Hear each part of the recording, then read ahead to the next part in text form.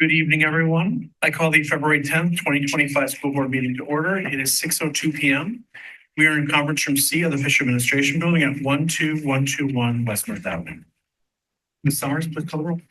Mr. Morris. Here. Dr. Hoyt. Here. Mr. Wadier. Here. Dr. Worley. Here. Ms. Emerald Rowland. Here. Mr. Meyer. Here. Dr. Jessup Banger. Here. We have quorum this evening. Thank you all for being here. We will begin with an opportunity for public comment. Members of the Wildwood School Board value the input of students, parents, staff members, and community members. The board's regularly scheduled meetings provide an opportunity for opinions and concerns to be expressed publicly. The board values all comments and will respectfully consider this input in decision-making. The board requests that individuals limit their comment on each item to 3 minutes.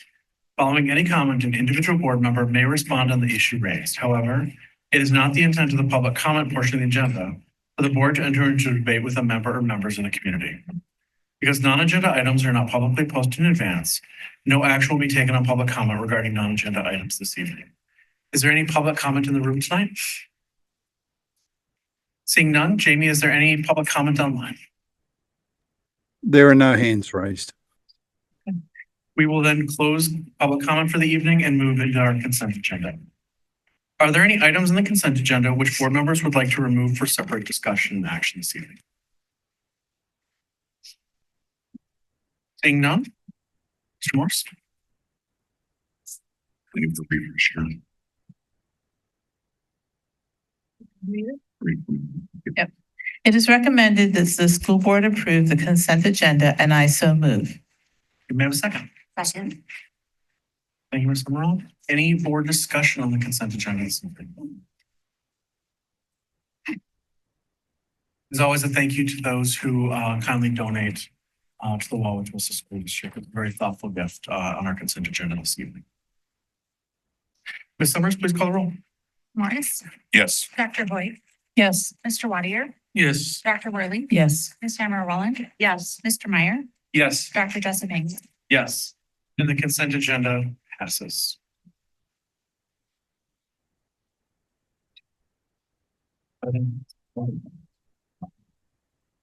Well.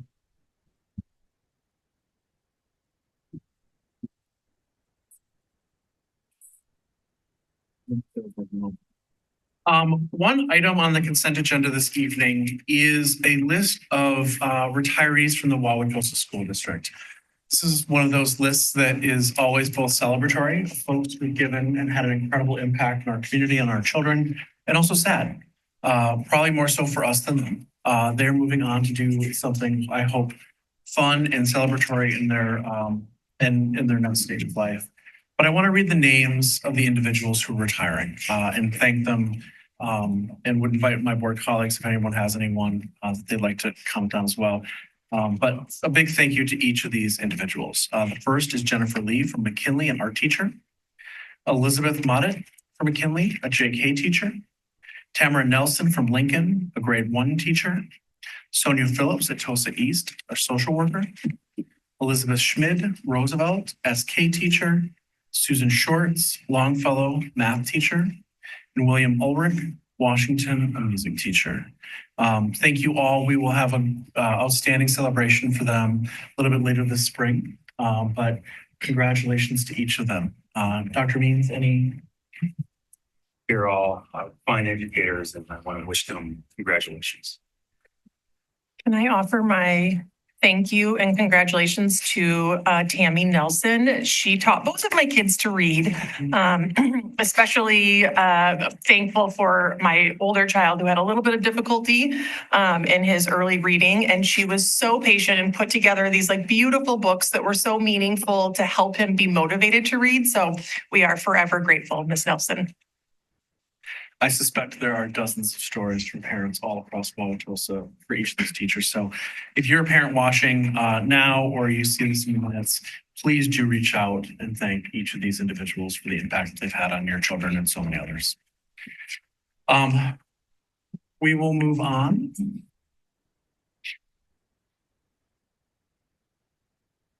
To strategic goal 6. Operations. A discussion regarding the resolution to participate in the Wisconsin Investment Series Cooperative.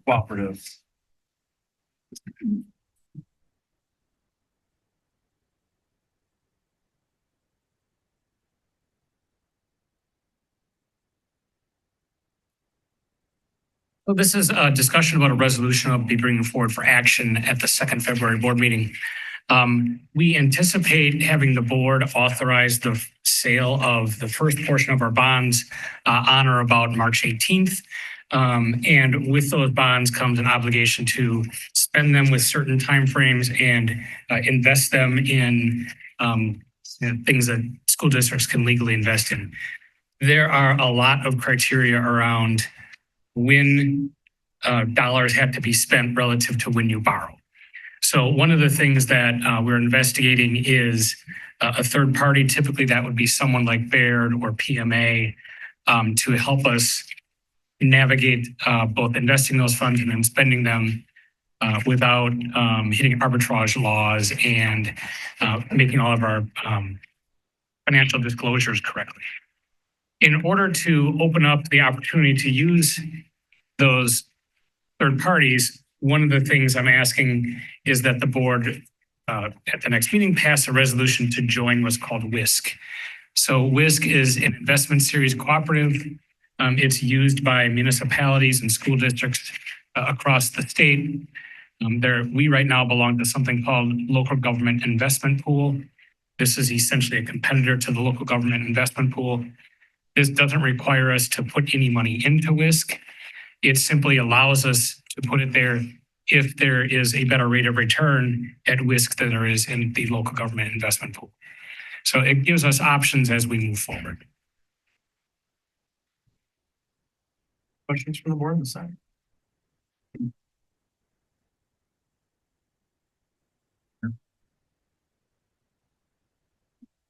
This will come forward. If there's any questions over the next 2-week window, please reach out to Trevor. Otherwise, this will be on the agenda for action. Correct.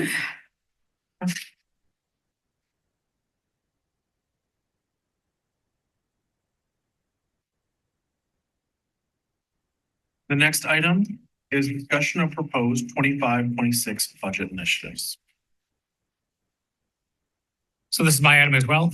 The district and the board have been on a trajectory of investment in education. And I've kind of likened it to the phases corporations go into when they're in a research and development phase. And that's required a significant investment in both staffing, how we help our students. And we are now at that time of evaluating those investments. And through the operational referendum, the community has supported those investments, but we don't have any more to make right now. So I know in years past, we're probably having conversations about, what are these significant investments or additions we're going to be bringing forward to the board in the next budget season. This budget season is going to be somewhat less complicated in terms of this is a maintenance time now to begin reaping the rewards of those investments.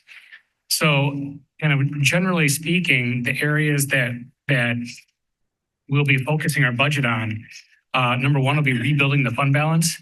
So that will take, essentially, we will under budget, right? Our expenses will be under budgeted from our revenues in order to create a budget for fund balance. So that's priority, I suppose, number one, although maybe 1A or 1B is, obviously we need to live up to the obligations of the referendum. So as we outlined, spending the money the way that we told taxpayers we would spend it. So increasing those areas relative to the referendum. We have a few budget line items that we have historically, that we haven't budgeted enough for historically. So I want to evaluate those deeply and, if necessary, increase those budgets so that we right size the budget to what we anticipate to spend. Those would really be the only budgets I see bringing forward as a potential increase this year to match where we've historically spent. One example, for instance, would be substitutes. Example is what? Would be substitute teachers. As we've talked about, one of the things we've learned is the reason that we have spent more on our substitutes than we had budgeted is our fill rate's higher.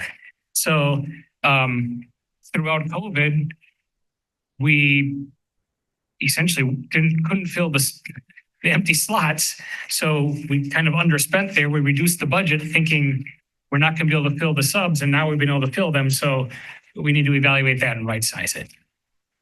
Those are really the only budget priorities that we're bringing forward to the board this year. So again, that's fund balance, it is right sizing, and it's obligations of the referendum.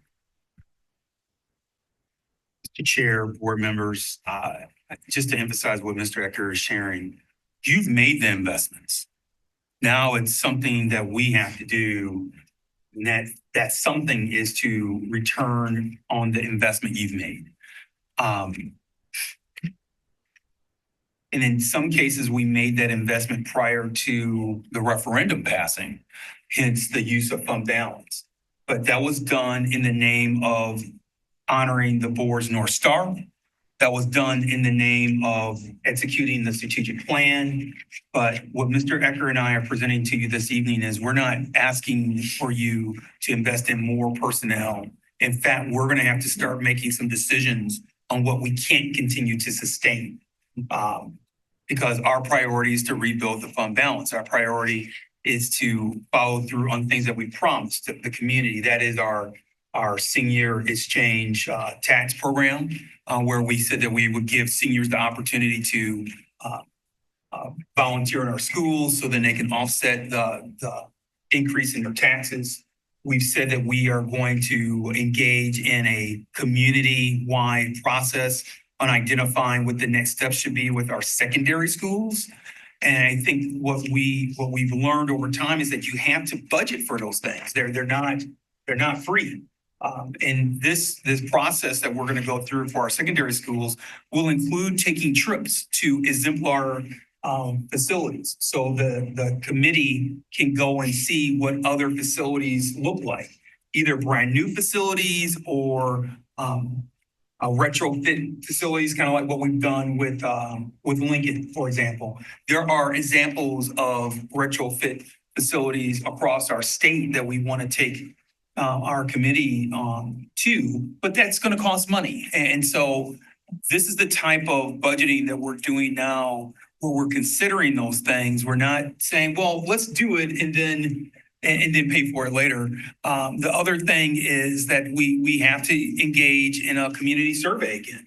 So we'll be working with school perceptions to develop a survey, and we want to launch that survey this spring. So when the committee comes together in the fall, they have the data. Because one of the feedback loops that we received from the task force that did their work about a year ago was that they didn't know what the community thought. So they were in this space of saying, so what does the community want us to do? We want to get that community survey launched this May, so our committee can sit with that data and come into their work starting September 2nd. We already have the date laid out, so they can come into that work ready to go. So we're really excited about rectifying and reconciling, I should say, not rectifying, but reconciling our work and our budgets around our substitute teacher costs and our legal costs. We know we need to adjust those two things. But we also have made a commitment to engaging our community around our secondary schools. We've made a commitment to our community to allow our seniors to volunteer in our schools to offset the increase in taxes. Those are the four major components of costs that we're going to invest in. And then we are very focused on rebuilding our fund balance, and that's clearly an objective of ours. This is a very simple budget because candidly, you've done the heavy lift in the hard work already. Questions from the board?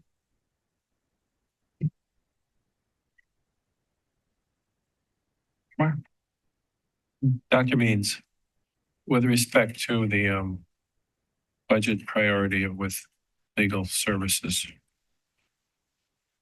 we know I've suggested a number of times that we examine that and consider what our purchasing paradigm is for that. I'm not saying we should change, but there are, as I'm sure, sure you know, there's different strategies that we could employ that might, we find, save us money. And not sacrifice the quality of the services. Mr. Meyer, you deserve a lot of credit because you've been saying this for a while, and I think you've been a leader in this space. What Mr. Meyer is suggesting is that the district look at the dollar amount that we're spending on legal costs and consider having some type of entry-level attorney, have an in-house attorney for the district. Mr. Ecker and I have started that process of doing a deeper examination. We've asked our legal counsel, Buell Vetter, to start itemizing their services to us in a way where we can identify where we're paying for services. We will identify, or I should say, we will study that new itemized bill and determine of those items what could potentially be moved to what I would call a junior associate, someone that can be an in-house attorney. I think there's some components of our work that is very complex, that probably cannot go to an entry-level in-house attorney. But when we suspect, we presume that a large amount of our fees are going towards open record requests. And so it's really a catch-22, if you will. Our community wants us to pay attention to the budget. At the same time, there are significant open records requests that come into our district on a weekly basis. And best practice legally in public policy when it comes to a school district is that an attorney must go through all those records and redact those records before it is released to the public. And we are piling up a lot of legal costs. We do believe that that's one of the major cost centers that perhaps we can bring that in-house. I think there's a lot of basic level personnel issues that we're dealing with that could potentially come in-house. But to start the process, Mr. Meyer, we have not.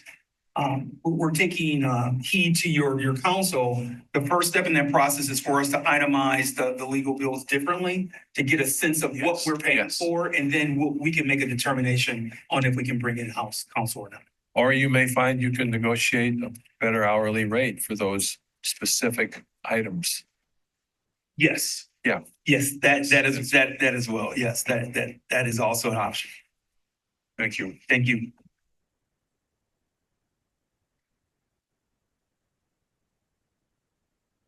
Thank you, Dr. Means and Mr. Ecker. Next item underneath Strategic Goal 6 operations is Recreation Department Annual Report. So I just want to point out, I'm going to share a couple slides that Matthew put together for us, but I really encourage you, if you haven't already, to take a look at his presentation.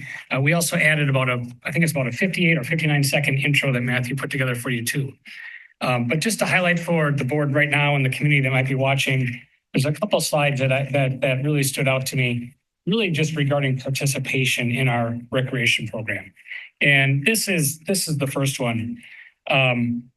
So throughout the last year, we've had over 10,000 enrollees in our recreation programs. You can see this 337 activities and 742 classes. So we're having a major impact on our community. And again, we're one of the few communities in the state that the recreation department is run through the school district. So another real point of pride for us, and another connection that we have to our community that we wouldn't have otherwise. A couple other things that stood out to me. I don't know if I'll find the right slide, but the rec had a record number of senior citizens involved in the last year. And Matthew's hoping to break that record again for the third straight year. I know that's one of his goals. And finally, this one really stood out to me, just the number of, and a lot of these are students, but the number of, or probably former students as well, the number of people that we employ. And a lot of that is in summer work with our either current students or former students, mentoring younger students through programs, classes.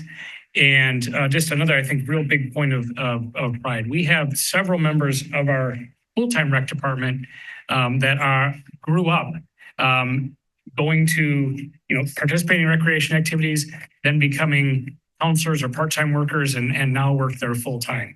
So it's really an ingrained part of this community.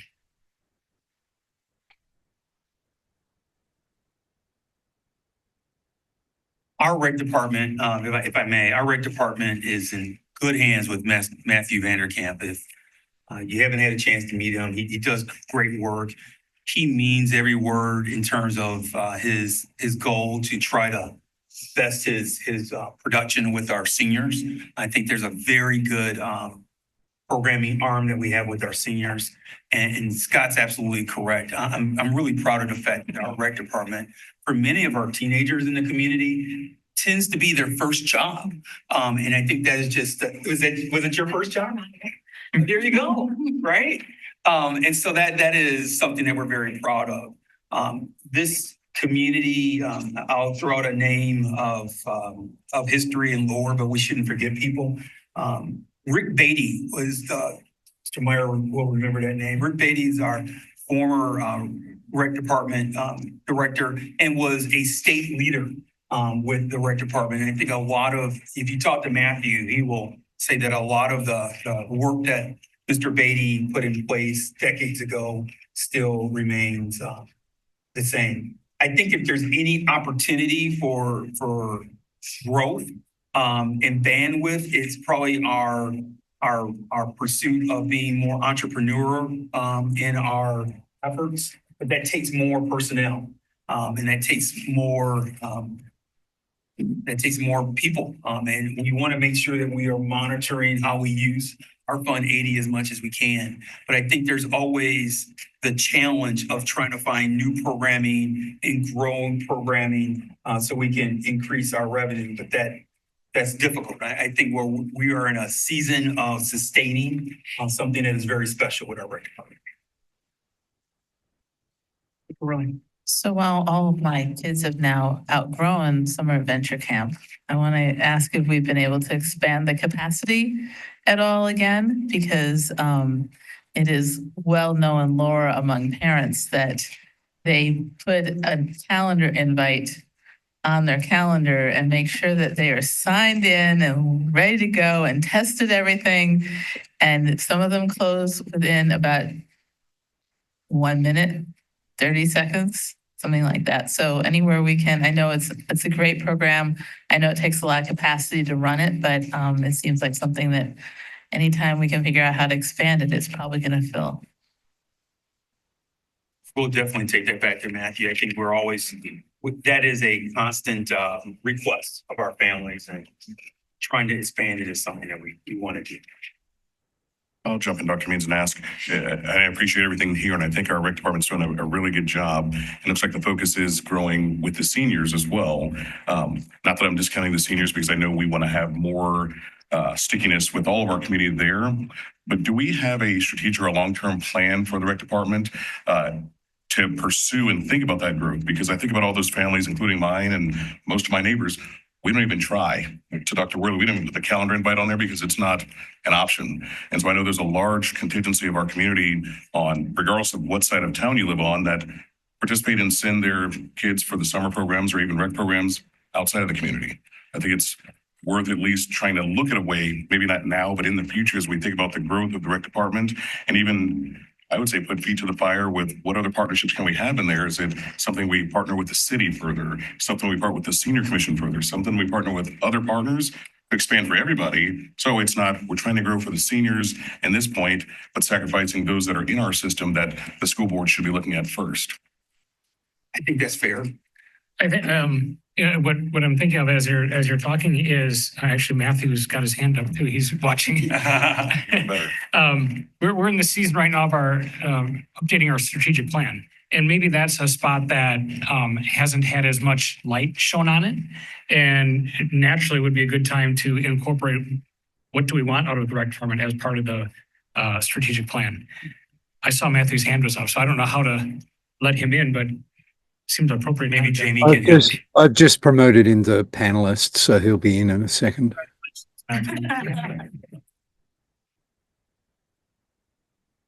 Welcome, Matthew.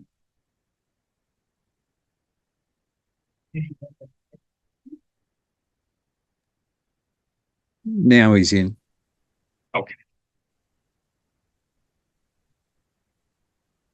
Wonderful. I don't know if everyone can hear me. Thank you for having the chance to. Jamie, the audio low in the room.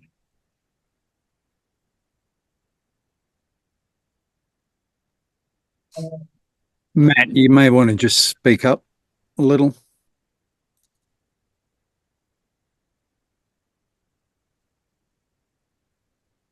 It's very possible that it's not working correctly. I don't know if everybody can hear me. Yeah, we can hear you now. All right, wonderful. Thank you for the comments thus far. Continuing to work on partners within our own local community and outside of that is always at the forefront to see how we can continue to provide to the community. So thank you for that, and we'll continue to forge ahead. We're currently at 4 sites for our Summer Adventure Club. We traditionally were at 3. We added a 4th one to kind of help accommodate a wait list that has appeared the last couple of summers. But we do have an eyeball on how can we continue to expand that with appropriate facility space that would mirror all 4 of the sites. So if we would add a 5th site, we're making sure the experience, the facility opportunities for those campers are going to be consistent across all those facilities. So, but yes, it's a very popular program that we take great pride in. So thank you for the comments thus far. Question, Dr. Means, in there, along with thinking about just summer programming. I know we have our partnership with the Right at School program. Are there opportunities there? I know it's a space issue there, but because the rec department hasn't had anything, we have been, I would say, forced. We could go outside the community, but we have utilized with the Right at School program for their summer camps at various schools. Some that were not convenient, but we did it anyway. But looking at the, potential options for what that might look like to rebalance, the rec department over the Right at School space considerations. Yes, I think the Right at School partnership is something that Mr. Ecker has started the process of taking a look at. And we've been pleased with Right at School. I think the last 18 months or so, they've really made an effort to strengthen the relationship, not only for during the school year partnership, but also in the summer. But there are other models that are used. I think we're the only public school system in Wisconsin using Right at School. There's some private schools that use Right at School in Wisconsin, but we're the only public school. Now, Right at School is a larger player in this space of providing childcare nationally. But in terms of Wisconsin, we're the only public school system. There's a couple of charter and private schools that use Right at School. But there are other models, like the YMCA is a model. But there are other, when you have a rec department in your school system, that is also a model, and it becomes a money-making model for the school system. But that takes a lot of bandwidth. And frankly, as we have a staff member who dedicates their time to promoting senior programming, those rec departments have someone who's focused on building youth programming. There are other rec departments that also focus on youth sports and developing youth sports in their community. So there's a lot of different angles that Matthew could move in. And I believe that the strategic planning that he and Mr. Ecker will start engaging in, will start developing a pathway. I think what's coming up at this board table right now will be very useful direction as they continue to work. So thank you. Mr. Morris, were you asking if the rec department could move into the Right at School space? So if the rec department could provide childcare after school, or is that not? No, not necessarily that, but just thinking when the Right at School programs have their signups and their different things, they're located at certain schools throughout the summer. And I just always think of, that one wasn't, if you say last summer, if Underwood hadn't been used for that and had been used for the rec department to use that as a summer adventure club or summer school series or something like that, would that free up space if Right at School could be at another school? Because I don't believe, Dr. Means, it's not at every school. It's typically we have maybe 2 or 3 schools that Right at School's at. Yeah, so something I've always thought about, like, how could we utilize our rec department so that the money kind of stays in-house in our district? And then a little bit more long-term, I've always been pushing for childcare for our staff as a benefit for our staff. Is the rec department an avenue which we could consider that long-term? These are all really ambitious and fun initiatives. They really are. And I think the first comment that Matthew would come back to us and say is that in order for us to expand and do that type of research and development, it's funny that an agenda item ago, when we were preparing for this meeting this morning, Mr. Ecker and I said that your investment in our staffing was in essence an investment in research and development to make sure that we are moving in the right direction. And I don't think school districts use that type of terminology of research, R&D. I think what Matthew would say is that he's going to need that type of personnel to just explore. But I can tell you, Liz, we're excited about looking into childcare. Candidly, not only childcare for our staff, but maybe even becoming a provider. Now, I also understand that becomes, we're treading on people's financial world when we jump into that space of childcare and providing it, because we now become competition to people who are providing it in the community. But to Mr. Morris's comment earlier, but there's a lot of need in our community. And as our community continues to see younger and younger families with children move in, those options become more important. So the quick, succinct answer is we're open to all those concepts, but I think we would be coming to the board for some level of investment of personnel as well to help lead that R&D work. So to what extent, for example, if the rec department provides childcare, that you have to provide it for, if it's for teachers, do you have to provide it for teachers of the private school within the city as well? Because our rec department is a city jurisdiction, not a school department. You know what I'm saying? There's other things where we have to consider, like certain health things are citywide, and like our SROs have certain citywide responsibilities, and that's the kind. I analogize to that. They have certain citywide responsibilities in order to allow us to fund them the way we fund them. So it would be similar, I would think, maybe with other services that we have to consider beyond the Wauwatosa Public Schools. That might be fine, but we just have to consider that if that's any kind of a requirement. I think Rollin would make the argument that offering childcare as an option in our community would be helpful. I'm not arguing against it or for it. I'm only saying. And to piggyback on what Mr. Moore shared, yes, because we just have more needs in our community. Right. And I think what Liz would then go on to say, without her saying it, is that if we were offering that universally for all community members, the opportunity to then provide a discounted rate for our employees would be a benefit. I believe that that's what she would say, right? I would not extend it to teachers at private schools necessarily. I would see it as an internal benefit for our staff, but obviously this is aspirational. yeah. I would point out right at school. Maybe Matthew. You're right. Can we check in with Matthew? Has he had it in place since the meeting started? He seems to be. I actually asked Matthew about a month ago about his bandwidth and the ability to look at before and after school care. And he doesn't currently have the bandwidth. I would point out that Right at School does offer a discount for our staff. So while not free, there is a discount to them. Okay, and here's where we are with legal fees.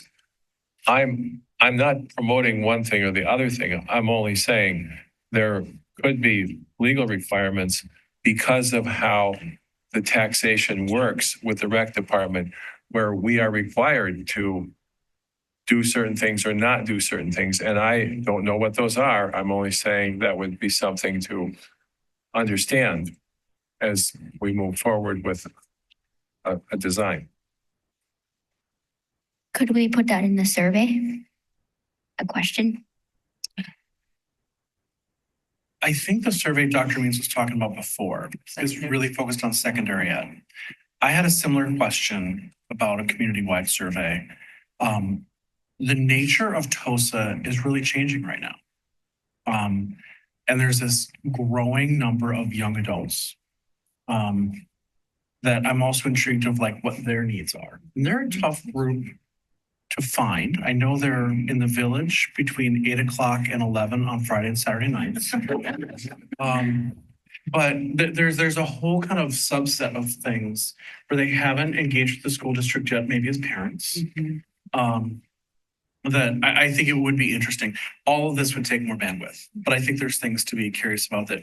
Maybe that's, I presume as you're doing the strategic plan, there's information gathering and so on as well. So that I have no doubt that you're working on that. Well, one of the things that Matthew included in his presentation did include some of those things that I think would be in that sort of bucket, like kickball. Yeah. I was on a kickball league and it was super fun and when I was in my 20s, so I could see that being a way to reach our kind of young adult pre-parent population. And it looks like he's, already thinking about that. I'm sorry, Dr. Williams. While we're adding to the potential list. Also thinking about there are some rec departments that have been able to reach teens by having open play spaces in those times, like, from right after school until like 10 o'clock at night. There are many families that need that kind of support. And, not necessarily going home and coming back, but actually having those spaces that could be supervised, kind of like we do with the 3 times a year with our middle school students. It's a great program. I just know it's more bandwidth, and I think a youth director, and youth could be young adult, early adult type way of thinking about that. We could definitely serve the community in that way. One of the reasons why we wanted to place this agenda item on the full board agenda was to get a sense of what you wanted. And you have a lot of ideas, and that's good. I think that gives Scott and Matthew and I an idea that we can be creative and bring some ideas to you. And that creativity may manifest itself in developing positions that can then lead the research and development component of things, so we can explore these ideas in more detail. Could I also just mention one more thing, that driver's ed is insanely expensive. Yeah, I think Insanely expensive. And I know that one of our neighboring districts has put that back into place through the rec department, just to think about that, because and what's interesting is my experience is that the driver's ed school we have is using people who are integral to like our high schools as the teachers, right? So the teachers are already here in the community. So just to add to the wish list, I don't want that kind of experience to be prohibitive to families that just can't afford to, put the money into that teaching. Wait, Mr. Meyer, are you about to volunteer to teach? No, I'm going to ask how many of this board who grew up in Wisconsin had driver's ed from your school system? Yeah, I did in Illinois. I did. In Illinois, I had it. But I did. It was, we had in class in the building. And then in the summer, we'd register and they'd put the registration list on the wall. And my own driver's ed teacher was my junior high phy ed teacher, Mr. Voss, who was 6'8", and actually, it's my band. But anyway, why that fell by the wayside? The school district provided driver's ed. I think that's been just a terrible thing. Yeah, It's I been had lost. I had Illinois. It was If I may add that the state's stopped funding driver's ed in 2004. Okay. So there we go. But rather than sending all that funding, even if people still had to pay for it, sending all that out of the community is. Gee, there's something from 55 years ago that Well, and Is it- so thank you, Dr. Marvel, for that addition. This is all very healthy. We will take all of these ideas back to Matthew. Please know that, and I appreciate it truly because I have all of these ideas bottled up in my thoughts as well. And poor Matthew is trying to hold me back at the gate here. I think you sharing your ideas is also helpful. We have ideas and it may mean that in order for us to execute, we're going to have to expand our bandwidth. And expanding our bandwidth means, and you do have the authority under Fund 80 to create new positions. So then you can create a youth director position or a different type of youth director position to expand these types of programming. The success we're having with our seniors, I believe is happening because we have someone who's dedicated to senior programming. And so when you have personnel that's dedicated to that type of work, it does expand. And then the last thing I would just say on driver's ed, because I think we're so close to the city of Milwaukee, we all deal with soon, despite the weather reports this week, spring will be here, and then the summer will be here, and then the reckless driving is something we're going to have to be defensive about again. I think this is something that we can bring to the Legislative Advocacy Committee to consider. Our legislature is good at giving us unfunded mandates. If we want to create a safer streets for our society, perhaps bringing back driver's ed of some sort would be something that is reasonable to at least impress on our new citizens, our emerging citizens, that is dangerous to get behind the wheel and drive recklessly. Imagine if all school districts in Wisconsin, including MPS, offered driver's ed. How it might be safer in some of those cities, as in Wauwatosa. I know in front of my house, there's a four-way stop, and those driver's ed cars stop every time. Yes, they do. I can't say that about everybody else. Dr. Marvel? Yes, I was just going to say that a concern that the board elevated is for families that might not have the financial funds. The Department of Transportation has $6 million set aside in the biennial budget to be able to pay for students that are on free and reduced lunch. So just Thank you. FYI. Couple items that I had in addition to, there's about 17, so I'm just kidding, Dr. Means. Couple things that have been added that I think have been really cool. Tree climbing. There's just an example of some of the really interesting creative things that are available for kids and teens in the community. The summer camp programming, I think, has been really creative and interesting. And if those who have kids who are probably particularly in the like 9 to 13 age range, I hope folks really do check those out. And in future reports, one thing that would be helpful is any trends that we see. So I appreciated the reporting of the raw numbers. I'd love to see kind of over the last 3 to 5 years where we see where the data is for programming, because I think it would be helpful, particularly for future boards and decision making. Where do they want to make additional investments?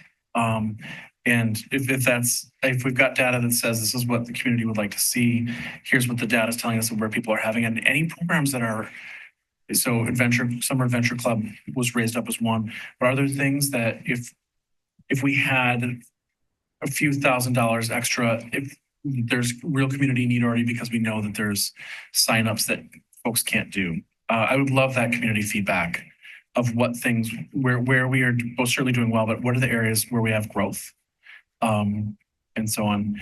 And then an item that I'll follow up with Dr. Means on later, but I think I'm looking forward to seeing what the strategic report has and kind of lays out. And I think there's a lot of opportunities. Tulsa is a really dynamic place. And certainly there's a lot of community turnover right now with folks moving into the community.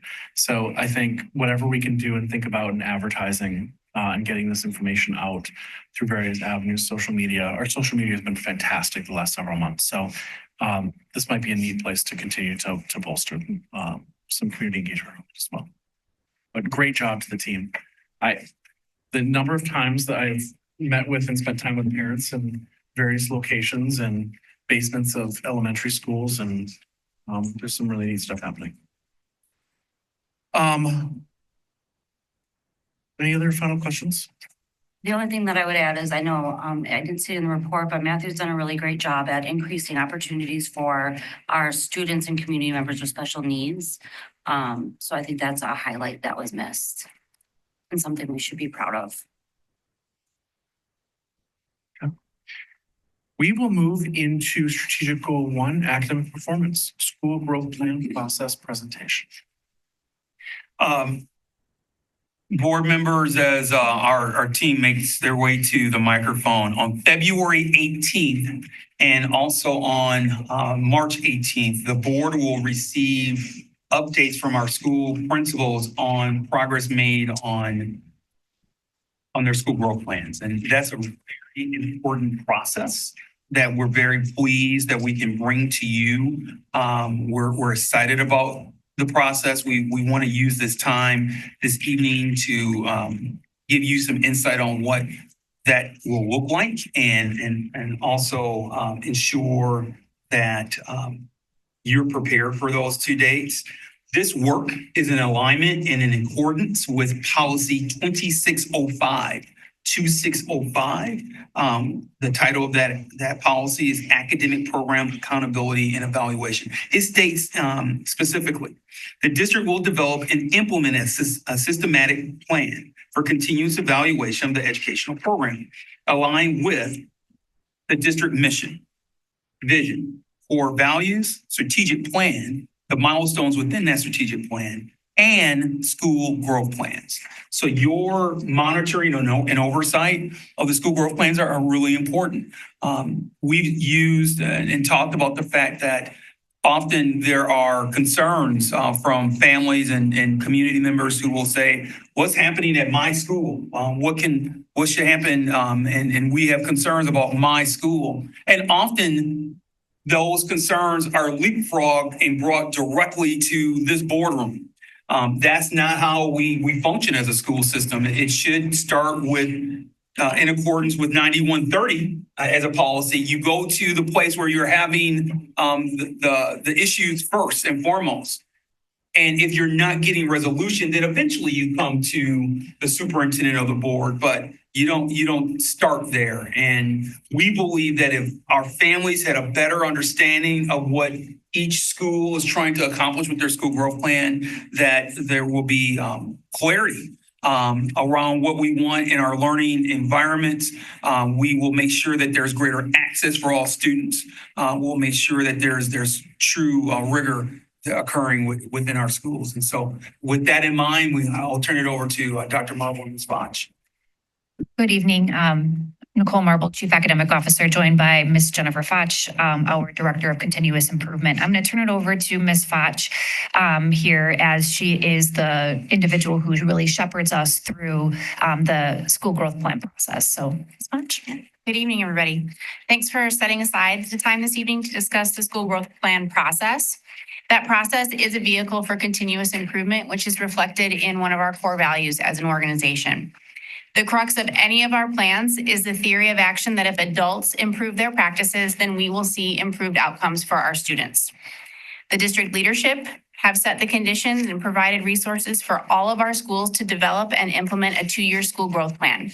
Our principals have been working with their school learning teams to implement plans that were developed in the summer of 2024.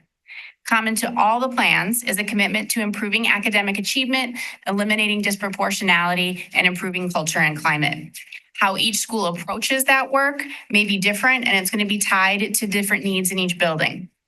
As Dr. Means referenced, on February 18th and March 18th, you'll have the opportunity to hear the presentation from each of our individual schools and ask some questions there. But at this time, certainly welcome your questions about the process, development, and execution of the plans. And for those viewing, there is a flipped presentation online on Board Docs.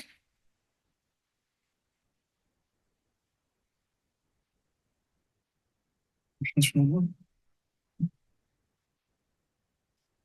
For the first set of student growth plans for the previous 2 years, something that was somewhat disappointing to me was they weren't updated consistently across all of the schools. So some of the schools, they had 2 years of data on there, and other schools had only the first year, and the data didn't really align. So what they showed at the end of year 1 wasn't the starting point for year 2. So how will the second iteration of these student growth plans be different and hopefully better? Yeah. So as we learned over the last 2 years, we needed to be a little bit more concise around our reporting. So we developed, with the help of an external resource that was provided to us, a scorecard. And that's what you see on our website now, which articulates the goal areas, where those goals are at in reference to the change continuum. So where are we in that change process relative to each goal? And you'll see how our schools are monitoring that change, the change in practice that they want to see in those buildings. And you'll see a stoplight indicating, so literally red, yellow, green as to where they are in the implementation of that particular goal area. And then you'll have some student outcomes that they're using to corroborate the impact. So a little bit more concise and linear to view. So thank you for that feedback. We recognize that that was not as clear as it could be. And that'll be updated at the end of each year? It's been updated twice so far this year. Okay. Mr. Watt here.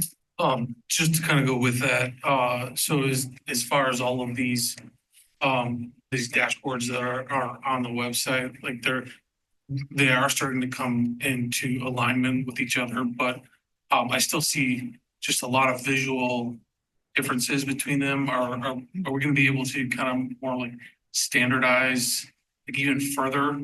I know it's often easy to start with a Google or a Google Doc or Google Sheet like this and start with something simple, and then all of a sudden it becomes very complex, harder to navigate. Our screens aren't 30 inches wide, and I personally am, I've looked through these, and it's really hard to keep in my head what's what, especially when I have to swap between multiple different sheets. And can we look at a better way to quantify and compare this data? Because I think, at least for me personally, measuring success is a year over year type of thing. And being able to kind of look at those data points over a longer period of time and have them be more standardized, I think would be extremely helpful. Thank you for the feedback. The scorecard was a standardized format shared, and so schools may have made some tweaks to that format, but we can certainly bring that feedback back to our administrative team, try to standardize that. So thank you for elevating that.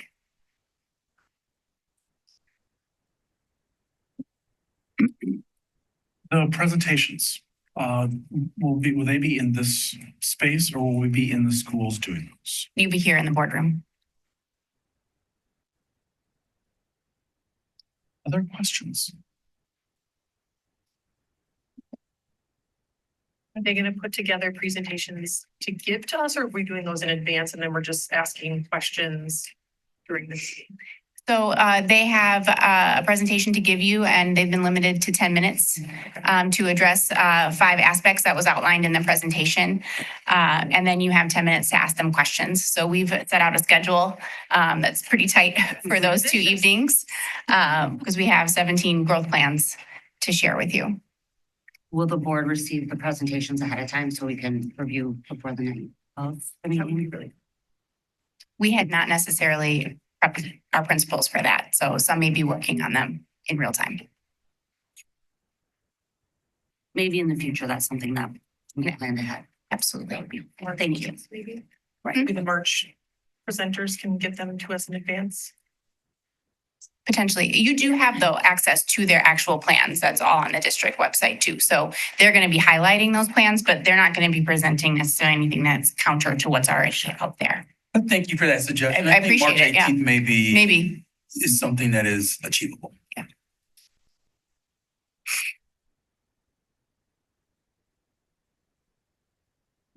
I look forward to these. I think this is my third iteration from what was present previously to the first iteration was a nice jump, and I suspect this will be as well. Once they're presented at the board space, how do these filter out into the community in different ways beyond that? I know several of our principals are meeting with their PTA regularly to share that information and sharing things in newsletters. They have held in the past sessions specifically to give updates. Unfortunately, they weren't as well attended, and we want any time that they're bringing the community together to be have a little bit more engagement. So we are definitely open to ideas as to how to expand engagement around the growth plan. And I can just be candid. Yep. I have to be. We've had some school principals who have told us, well, I don't get an academic question at my level. And what's been interesting is that Dr. Marble and I get questions from families about the academic pursuits or the lack of achievement from certain schools. We get those questions about the schools, but the principals do not. And it is incumbent on families who have children attending those schools to attend the presentations of the school growth plans by their principal in their schools. It doesn't help us if the questions come to Dr. Marble and myself or Jessica Eber. If you don't start with the building principal, you just need to know that principals are, when I elevate those issues, because I do, Dr. Marble, we take the concerns that families are giving us and we're bringing them right to the principals. And the principal's response is, well, there's a disconnect for us because the families that we see every day at pickup and drop off, the families that we see at basketball games and at other events, they're not pulling me to the side to say what's happening academically in our schools. And so what I have learned over my career is that the richest, the best academically focused school systems, they start that conversation between the families and the building principal. And when there isn't movement happening at that level, then they elevate it to the district. But when we leapfrog to the district, it creates a disconnect where then the system is not quite sure how to respond. And I would add that the classroom teachers are always the first place to 9130. be able to ask We have questions. to ground ourselves in policy. I'm sorry, Dr. Marble, but if we're not focusing on that process within 9130, then we're that policy's there on purpose. I know Mr. Morrison and Dr. Worley would agree that that's why we have the policy. So can we say the dates again for those who are interested in tuning in or being in the room? The 18th of both February and March. Let's do that. And what? Of course. Absolutely. Yeah. It's a regular board. It's a special board meeting. So I would assume all, but that's a good That's a point. fair question. That is a fair question. I would assume that virtual is an option as well. And I think that Ms. Fox, just for the public that's watching, there is a requirement that the principals are providing updates to their school communities and they're Correct. communicating this, correct? Yes, it is requested that they do have some level of communication. Now, every school community might have a different means of going about that, but the school growth plan should not be in any way inaccessible at any of our buildings for the community. But they do live on our website.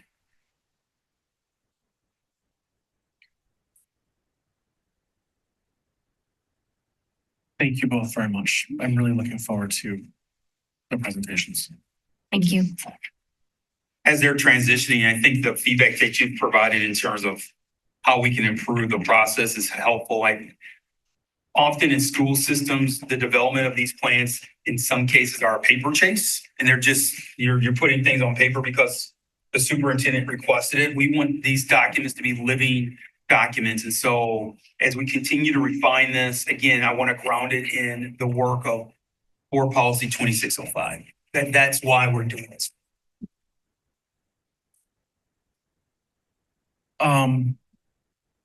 We will move into item number 6, board governance. Just one moment. I'm looking at board docs right now and there's nothing that's been posted on it for that meeting on the 18th.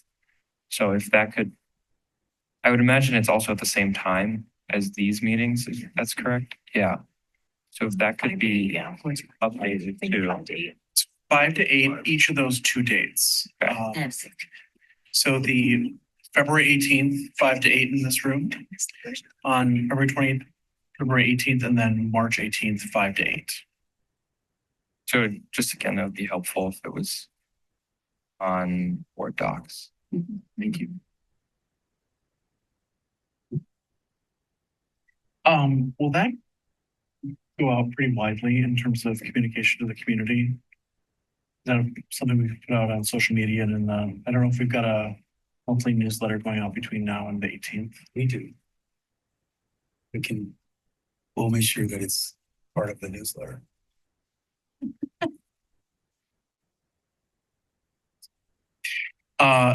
Board governance discussion, presidential executive orders and their impact on the Wildwood Coastal School District, our students, staff, and families. Board members, it's been an exciting and unique time to be a school administrator in the United States. And it's been drastically interesting to me as a former social studies teacher just to monitor and watch how this is all, how democracy is working. But there's a lot of change, and the change is being impacted through executive orders. Those executive orders are creating a lot of questions for our community. And so Ms. Holland and I sent out a letter earlier today to let our families know where we stand as a school system as we continue to navigate the executive orders. We felt that it would be healthy to have our legal counsel, Renee Aldana, to come and field any questions you may have. Because I know that many of your questions may be questions that you are receiving from your neighbors and from families in our school system. And so Renee, if you want to make your way to the microphone, that would be great. As our legal counsel is making her way to the microphone, what I would tell you is that our goal as a school system is to protect children and to make sure that we are ensuring that the needs of all of our children are being addressed. We're not interested in being in the midst of a political partisan issue. That's not our goal. That's our only goal is to make sure that children are taken care of and that we are ensuring that the safety and the well-being of every child is the goal and the focus of our school system. I know that there's some school systems that may attempt to try to make a statement of some sort. I want to be very clear and let you know where I stand. That's not my goal. My goal is to simply to make sure that every child feels safe in their school environment. And there are policies that are currently in place, regardless of the executive orders, that allows us to do that work. And I'm sharing that with you because I've received feedback from both ends of the political spectrum. Some people who have said those executive orders are from the chief executive of our nation. You should honor them. There are some other people who have said you need to take up the mantle and fight these. And so we believe that the most prudent pathway is to keep in mind the goal, and the goal is to protect children and make sure that our school environments are safe for all children. And that's been our focus. So, but Ms. Aldana, thank you for being here. Let me start there first and foremost. We have a board that, as you can tell, they're very, very interested in this, and they take their jobs very seriously in advocating for children. So they've received a lot of questions. I guess we would just love for you to kind of give a opening statement if you're so inclined, or you can just start answering questions. But I know you've been keeping track of all the happenings with the executive orders. So many happenings. So by way of opening statement, I'd say that our role as legal counsel and my role as a student services attorney is to find out what your goals are and to help you to accomplish those goals. So as you heard, there's a lot of different responses and reactions to the executive orders. And I've been in a spot of being able to start listening to some of the concerns of the administration, and they've articulated concerns of the community. And so we've been working together, but there's a lot going on, and most of it, as you can see from the statement that went out today from the administration, is related to immigration and gender issues. And rather than review all of that, I'm happy to answer questions that you might have. Anyone wants to start that conversation? I have so many questions. Can I start with, so you laid out in this really great document, which is really helpful, kind of where we were at as of Friday, which might be a different place than we're in now. And then in kind of two different major kind of buckets or topics, immigration and then gender identity, two spaces where these executive orders could potentially impact how we practice and our students. So my first questions are going to be about the immigration bucket.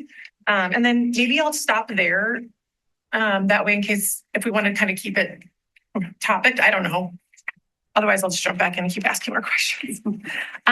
Okay, so one of the executive orders, protecting the American people against invasion. In section 18 under information sharing, there's a specific statement that says it's the Attorney General, Secretary of Health and Human Services, Secretary of Homeland Security shall take all appropriate action to stop the trafficking and smuggling of alien children into the United States, including through the sharing of any information necessary to assist in the achievement of that objective. So my first question was like, how does that align with FERPA and what can and cannot be shared about student private information? So one of the responses you're going to hear from me a lot is we don't know yet.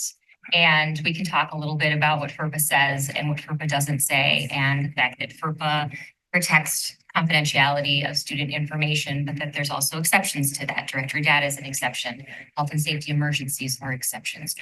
There are exceptions to FERPA. And so how those are going to interact is going to be, in many cases, dependent on the circumstances. If there's a particular request, we're going to analyze and assess that request on the spot and see how we can strike whatever balances we will need to strike. But the answer really is we don't know. And in part, it's because we're waiting for more information from a variety of different sources. We have executive orders. We don't have yet specific guidelines or guidance from schools coming out of some of the federal agencies that we might see. But we don't have those specific marching orders like we typically do. So it really will come down to case by case basis. Is it just a matter of time and legal filings that some of that information will kind of unfold? And some of it might and some of it might not. And so, earlier talking about policy and grounding in policy. So ICE is law enforcement, right? So most school districts are looking to their policies regarding law enforcement. And so you'll see different districts responding in different ways and weighing out whatever guidance we've received as recently as we've received it. There could be guidance coming down right now as we're talking. Anybody can Google it and maybe something happened while you and I have been discussing this that would change the response to that. But really, when we're looking to what are we going to be, what guidance do we have? We have FERPA, we have the executive order. We're probably, like you said, we're going to be watching for any additional details, and we're going to be looking to board policy to see how to interact with law enforcement. So then that actually brings up my next question, which was around these directives from the Department of Homeland Security, which I think was part C of this, one of these, this bill or executive order, I mean.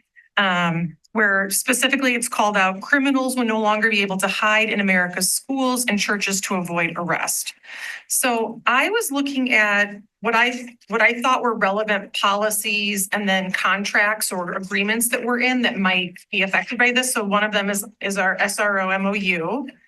One of them is policy 8407, which I can look up and remember what that one is.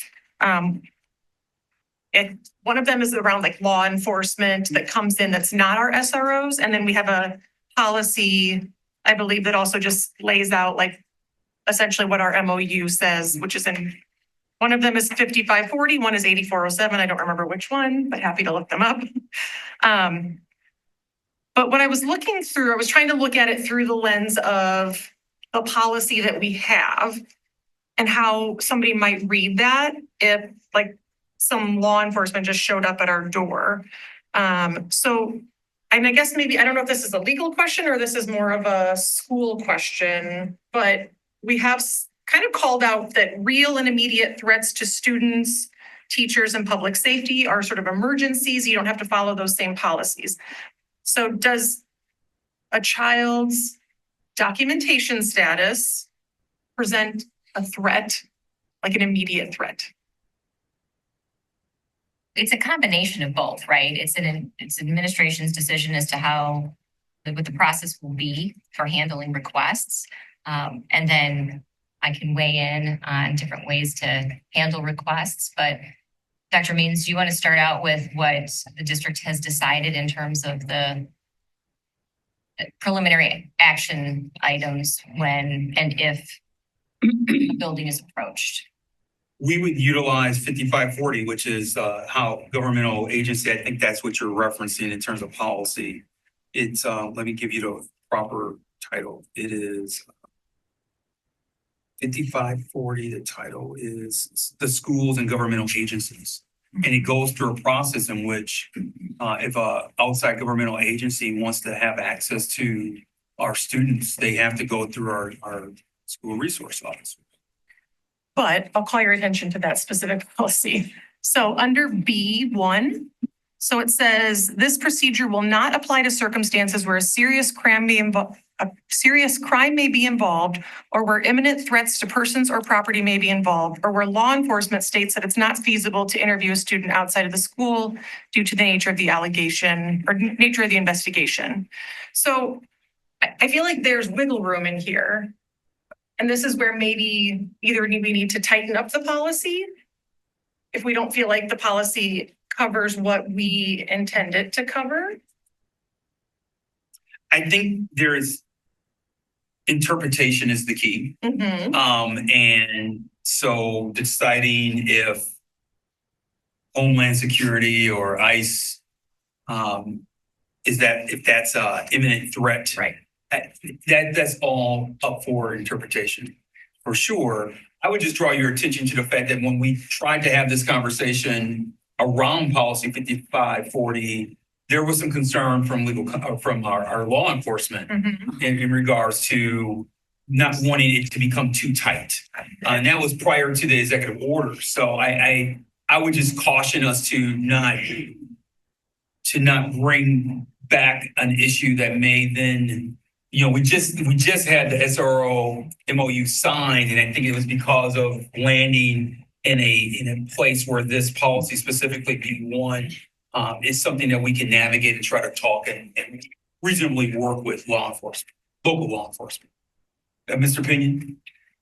Thank you. I would just add that, and you'll probably hear, whether it's from me or Renee or Shonda, a lot of, like she said, it depends case by case because this is all very fast and furious. But we're kind of leaning on some preliminary guidance. If there were an agent to show up at one of our doors, we've been working with administrators and kind of following the standard process of confirming identity, confirming their request if it hasn't been shared, confirming the basis for the request, contacting district office immediately. So it's not going to be a quick there is a process that we're trying to lean into. District office designee would work with legal counsel if needed in that moment. And then contact parent guardian as appropriate. So it is going to be case by case if it happens, until we get new guidance or something else changes or there's a new directive or more guidance from other agencies. I think we are prepared and we feel comfortable in knowing what our process will be and also understand that every case will be unique and different. But our principals know that they can contact us and then we will evaluate the issues as they come forward. Like live and in the moment. Live and in the moment. I have one more question about that. So when we talk about like confirming the identity of the agent and deciding if something's like a valid warrant, who is doing that? Is that just like our front office staff who are answering the door? Because I would have no idea what a valid warrant would look like. We would ask the administration be involved in that. And then they'd be reaching out to us if they had any questions. As part of the process, they're reaching out to us anyway. But I would not put that solely on an assistant. Okay. So people wouldn't come into the building until we verified that they either had a valid warrant and that they were who they said they were. They may be in a holding. I mean, every building is a little bit different in terms of secure entry vestibules, but we would not be just giving them full access to the entire building, nor would they know where to go anyway. We're ready to, it sounds reactionary, but we are prepared to react if we need to at the district office level. We are prepared to jump in our vehicles and go to the schools. So we're just not leaving principals to try to figure these things out in their buildings. That in our calculus of what needs to happen next, if this emerges, that's how we're going to respond. So we have a process, we know how to respond. We're not asking administrative assistants to make these determinations. Frankly, we're not even asking principals to make the determination. We're suggesting we will be thought partners with you. Contact us immediately. I would also add that, from advice that we've gotten as well as other things I've been reading, it could be ill-advised to have a process that is any more prescriptive than what we currently do. Not only because every case is different, but it could change. And this leans into some ability to be responsive in case by case. But I think there's a lot more risk in trying to spell out something that is much more concrete and could backfire as well. That's the nuance that we're speaking to when we say our goal is to keep students safe.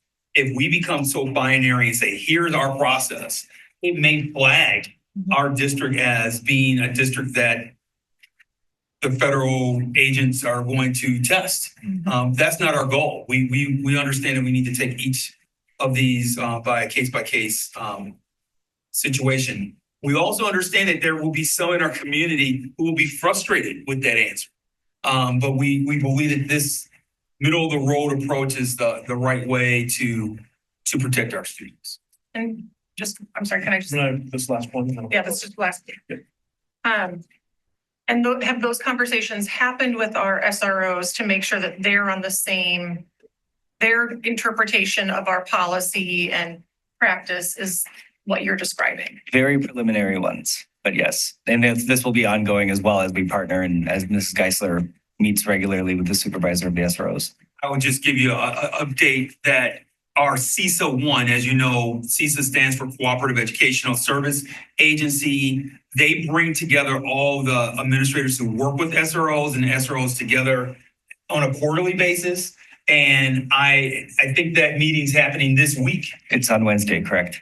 And I'm sure that this is on the agenda for our CISA, all the different SROs and school administrators to discuss this issue. It's clearly one of those just in time moments that we're all doing right now. Yes, we will be there with Ms. Geisler, myself, and a few of our SROs, as well as supervisor, I believe. And again, this whole topic tonight, there is likely a lot more questions than specific answers. And we're all sort of in the same space trying to figure out what best for kids. I'm going to ask that we stick on this first half of the memo, and then we'll just move our way around the table, starting with Ms. Hepler. The first question I have, so reading the general response guidelines, I don't see that guardians are contacted. I know that's in our SRO, MOU, and our policy, but I don't see here on these guidelines that my hope would be like immediately a guardian of that student would be contacted. So is that has that been considered? Is that part of the process and it's just not in this document? It's just not. Okay. You know, if I'm wrong. No, that's it. Couple questions. I've gotten several from concerned citizens, parents. I think a lot of them can be, I was going to try to ask each of them individually. I don't think that's necessary. I think a lot of them can be kind of summed up with this. So I just, first a clarifying question, and then I'll ask the actual question. Do we collect the immigration status No. of our students? We do not, and no district in Wisconsin does. So we don't even have that information on file, Nope. which I guess I would say, in my opinion, provides an extra layer of protection for those that may be worried about it. We do not have that information. Okay, great. So knowing that, then in hearing what I've heard so far, essentially, as far as our policy goes, nothing has really changed. Everything is still in place. What's really being kind of talked about right now is the sense of urgency. The procedures are still followed as they're outlined. We may, as a board, choose to look at or revisit, but as it is, if we follow like 5540 and basically are now just more cognizant of immigration and ICE and what we have to treat that. It's always been an equivalent government, the equivalent of some other body other than the Tulsa police wanting to have access. So we treat them pretty much exactly like anybody else. Is that correct? That is correct. I think what Dr. Hoy was getting to with her very insightful questions was, now we live in an environment with these executive orders where we have to have heightened awareness of what policy 5540 means. And without her saying it, I think what Dr. Hoy was trying to say is, we've tried to have conversations about the nuance of all of these policies. Now we are living in an environment, in a time where having a more binary, clear explanation of what's going to happen with the carry through of policy is more important. Is that a fair summary? I want to make sure the on the fly nuanced decisions align with what the board intends them to be. Whatever that might be. So almost like trying to flow chart out in very basic terms what should happen and what may not have been a common situation, and it may not be a situation that happens to us at all. But I think I'm just kind of asking for confirmation of a lot of what you were asking, Dr. Hoy, that we have the things in place, but we probably need to make sure that everyone staff-wise is aware, and that nothing should be rushed.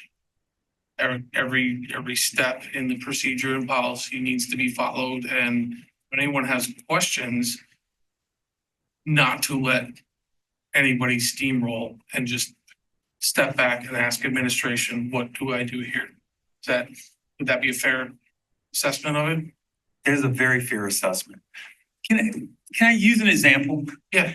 If tomorrow a representative from the DNR, the Wisconsin DNR, wanted to come in and talk to a student because they felt that that student over the weekend was hunting illegally, that could happen. We would utilize policy 5540 to say, wait a minute, before you come in to talk to our student about if they were hunting deer illegally or illegally, we would use that policy. What we're suggesting is, just because there's this heightened attention to the executive orders, that we've politicized the executive orders, because there are partisan opinions on the executive orders, we should not lose sight of the fact that we already have policy in place that governs how we protect our children. Perfect, because that's the goal. Is that a fair analogy? It is. I'm sorry to anyone who's a fan of the DNR.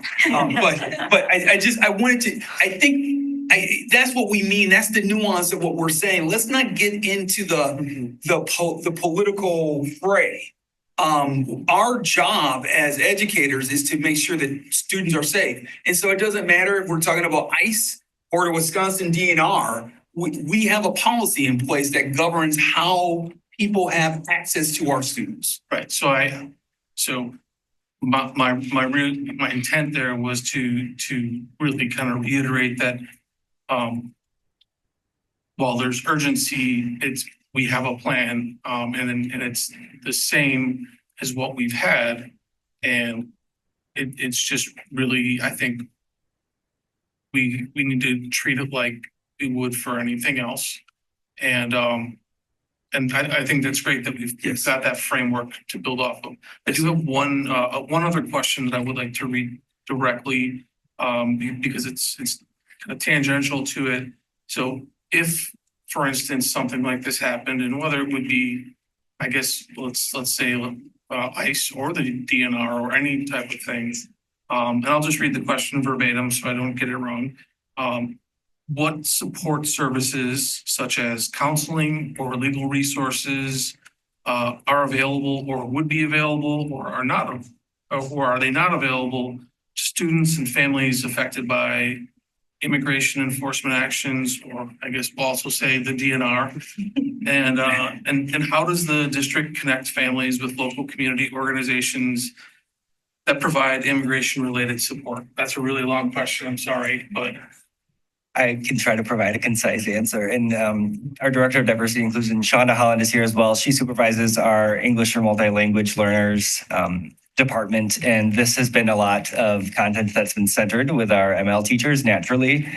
We've been really working on empowering those individuals to have knowledge of resources where they can direct people to reputable resources for just what you spoke to in terms of access to potential legal advice, access to agencies that help kind of shepherd or navigate that area. And then all the school supports and services that are available to all still exist. So we still have our social emotional specialists, mental health specialists, school psychologists, school counselors, school social workers to bridge the homeschool communities divides.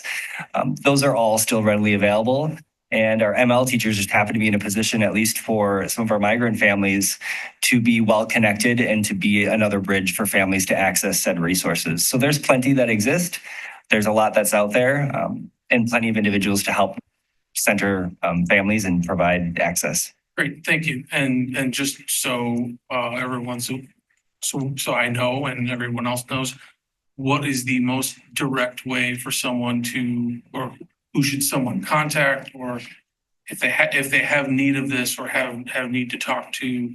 Is it an email address? Is it a page on the website, the district? What's the most direct method for somebody? So again, it's going to depend what the question is or what the need is that they're looking for. I'd say start with your ML teacher if it's a student who is receiving ML services.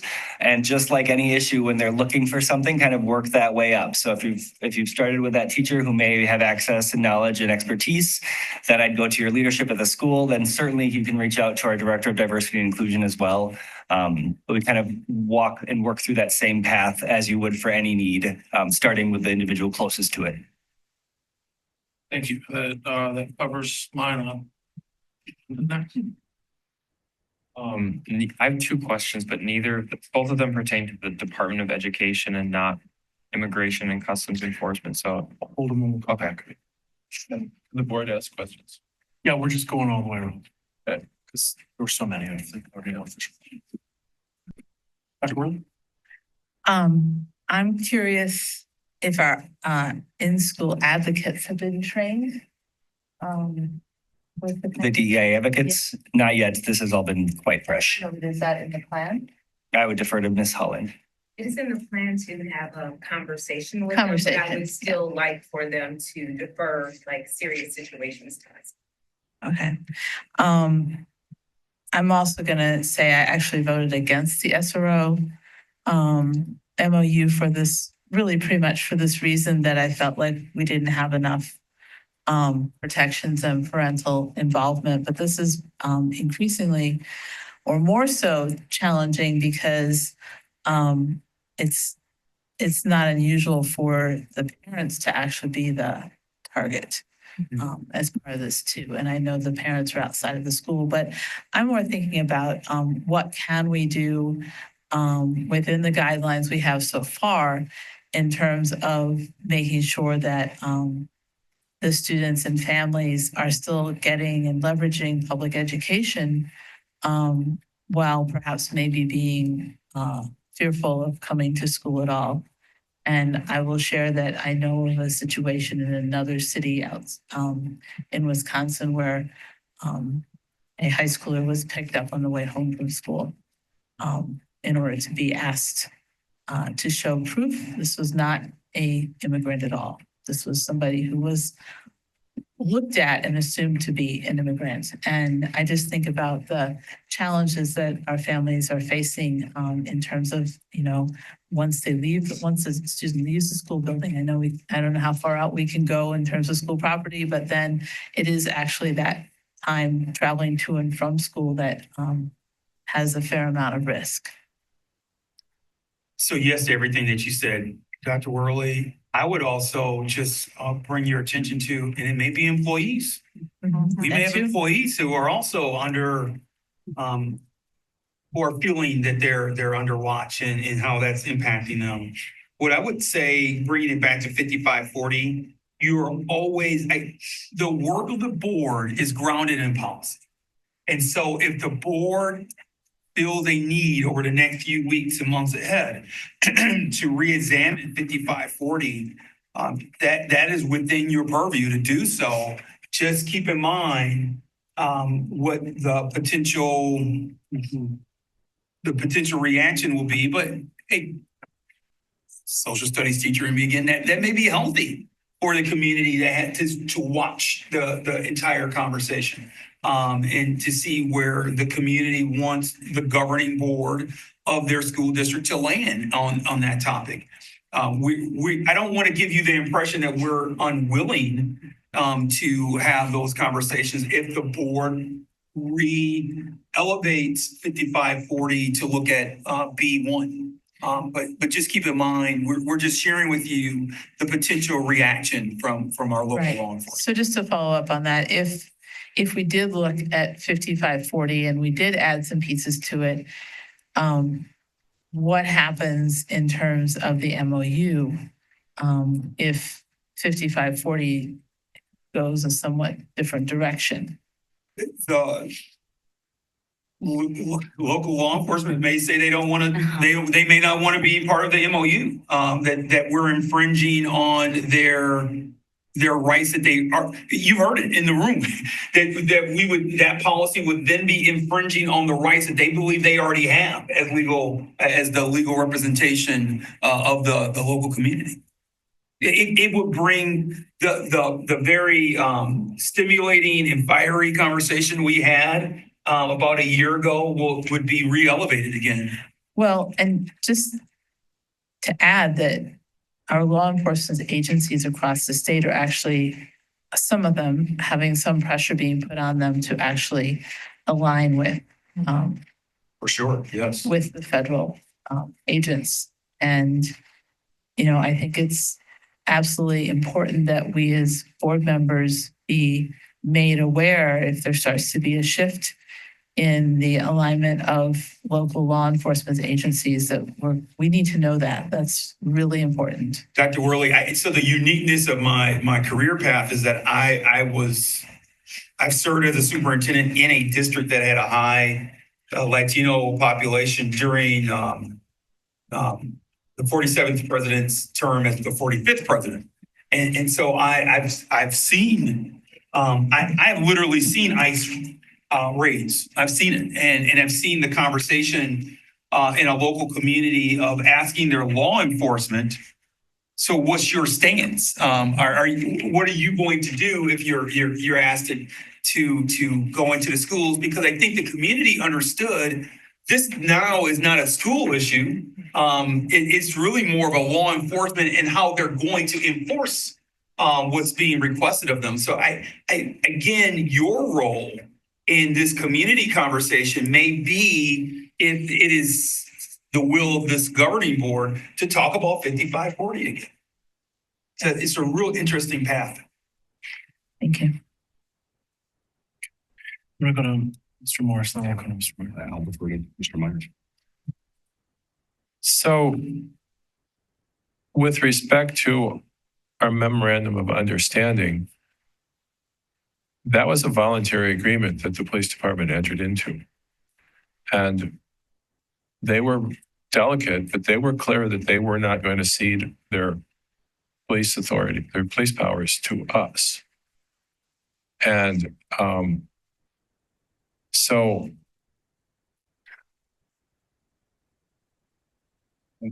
then take it over to the federal government. I would guess it's well settled law, but maybe not. What is the power of a federal law enforcement agency to enter a public school?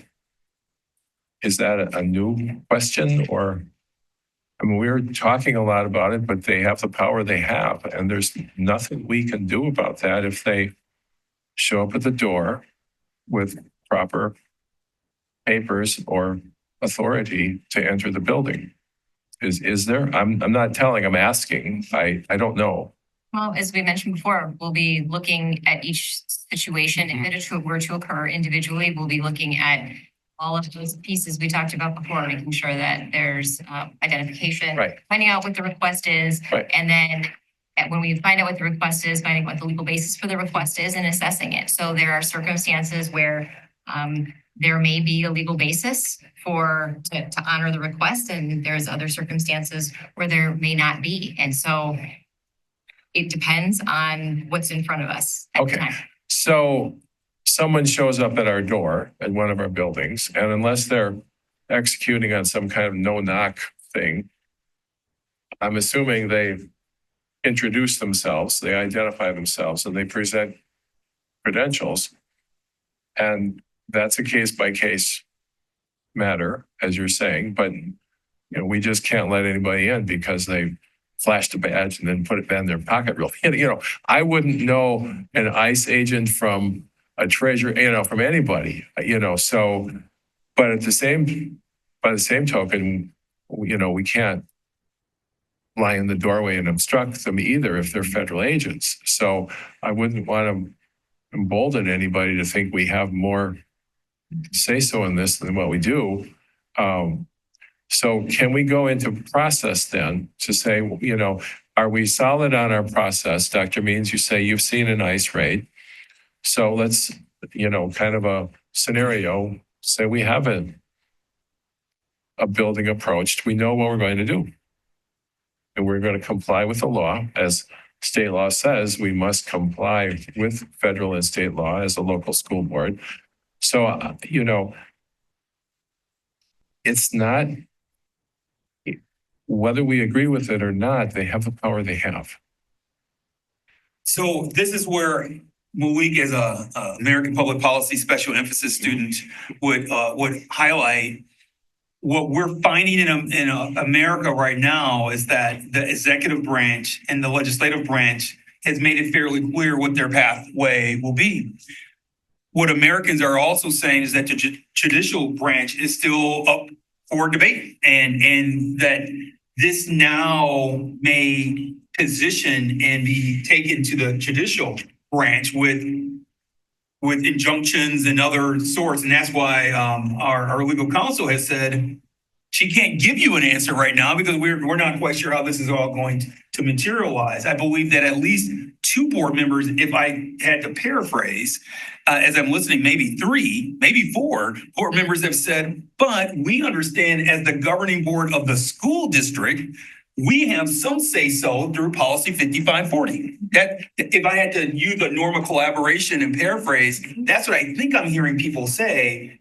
And what Mr. Pinion and I, what we would say back to you is, yes, you're absolutely correct.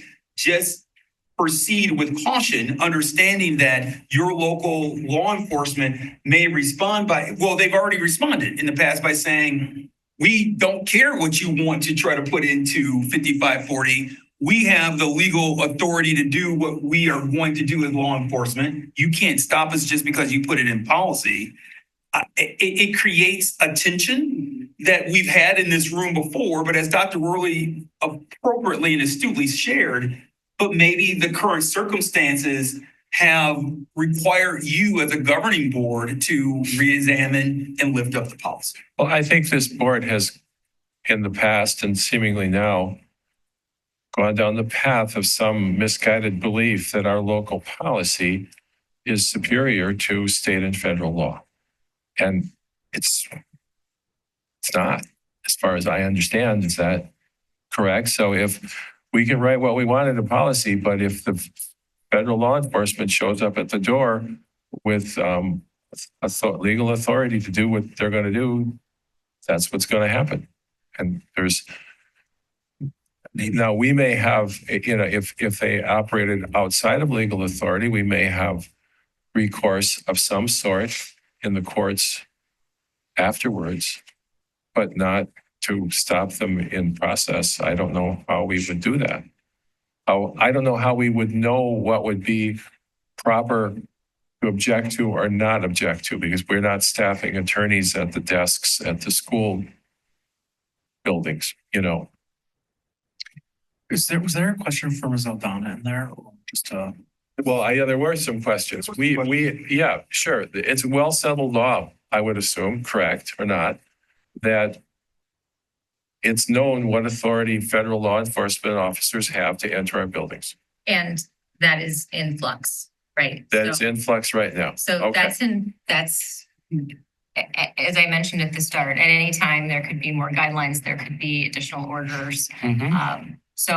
But in terms of the idea that the board policy is a starting point and that board policy can be superseded by state or federal law, that's accurate, yes. That's accurate. Okay. Well, thank you. Can I just expand on? just a moment. The thing that I'm finding perplexing about some of these is the executive orders are coming out fast and furious. And they aren't bumping into the legislature. So normally they bump into the legislature because there's also law on the books that the executive orders, I believe, fall under. That if a law is in place, an executive order couldn't supersede if the legislature has legislated it. So there's so many moving parts here, and layers that the courts are beginning to, and the courts move slower, beginning to examine. So this is an incredibly complicated piece, and I understand why we would look at it certainly on a case by case basis. And so that was the comment I wanted to make is, for everyone kind of like watching and observing, there's so many things that I think we'll have clarity on this in about 5 years. I'm confident. So this just builds on the case by case basis. It's clear we have something in place for the case by case basis. I agree with Mr. Meyer. We have to follow the law and follow the authority when it's presented legally and shown. I guess the thing I haven't heard is any talk about the worst case scenario of what if 10 agents show up and storm a building? But the answer may be we just don't know right now. I understand that, but I feel like I wanted to throw that out there of it may not be a case by case singular event. It may be something coordinated all at once. And are we sure the answer is yes, but are we paying attention to that angle of it as well? So, Mr. Wadier, I'll jump in and let legal counsel kind of think of an addendum to my statement. I think what Dr. Worley stated is the grounding of how the district would respond. In communities that have dealt with this before, their question isn't to their school system. Their question is to their local law enforcement to say, are you going to support that type of action? Are we coordinated? Because then that informs the school system on how to respond and how to structure 5540. So then it elevates it to, it's not a school board, school district conversation. It's more of a, what is the local law enforcement going to do? How are they engaging? So I think what's really interesting as we have these conversations is that the pivot has to become, so if there is a decision to show force that way, what is the coordination between local law enforcement and a federal agency? And the community, as they've expressed their concern with us at the school level, should then elevate to your local law enforcement to see how they would respond. Thank you. I just add that case by case doesn't necessarily mean child by child or family by family. It means situation by situation as well. And so one of the things that we've done in support is that there's a process that we've talked about a few times, and Luke reviewed it. And part of that process too is that people won't be left their own to try to sort out or interpret warrants or the legal basis that an agent might provide. We're there to support and provide assistance. And so we'll be part of that discussion. And I would add, I know we all envision this worst case scenario of like this big storming. I would like to add that they don't know where they're going. They have to work with us. Like we have the ability to slow things down and pause. They don't know our buildings. They don't know where students are. Like there is a lot that would have to happen. So I know it's like in everyone's mind, this like really terrible scene. And I would be remiss if I didn't add, there's some layers there that we would follow a process still, even if it were 10 agents or one.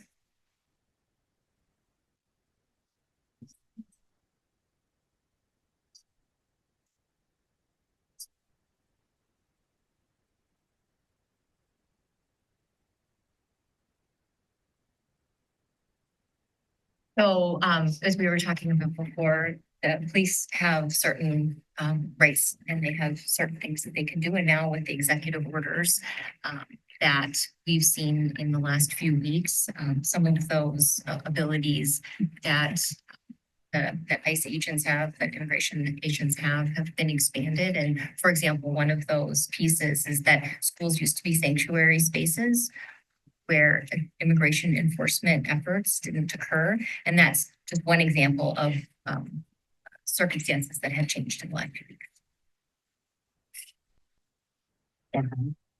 So I've been, there's a lot of guidance out there for families and businesses to follow if ICE were to come to your door. And I know that there's this distinction between public areas and private areas of your business or your building. Do you know what that would constitute for our school district? What would be a public space versus a private space? So the school district as a whole, it is an entity and it's a public entity. And as I just mentioned, we're not in this spot anymore where the school is a sanctuary space. It would be process that we mentioned. It would be whatever your processes are when law enforcement approaches. But in terms of trying to designate private or public spaces, there isn't authorization in the recent guidance or the orders that would suggest that there's an ability for the district to designate those types of spaces. Should we move to the second item? Can I just say to that, like, that's interesting. Because I work for an entity that's educational where that is determined. Okay. Share more.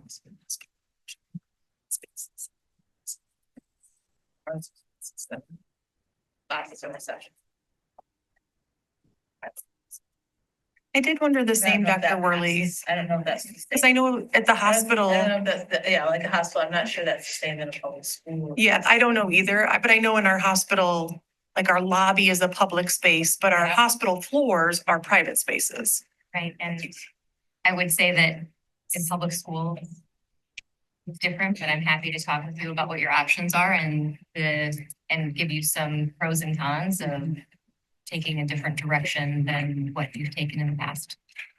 I just think if there's some places where that is still being enacted and others where it isn't, whatever we decide to do is important that people understand. So if a federal officer shows up at the door with a warrant signed by a judge, our attorney will want to read the warrant. We will review the warrant and then we'll assess Yes. that. That's Okay. correct. We'll help you to assess that. And nobody was suggesting not to listen, not to do something if a warrant comes to the door. I know you're Absolutely, making right, some right. assumptions about what the board believes or doesn't believe, but that does not have anything to do with Okay. any of the arguments that have been made. But that is a basic process item. They will show the warrant.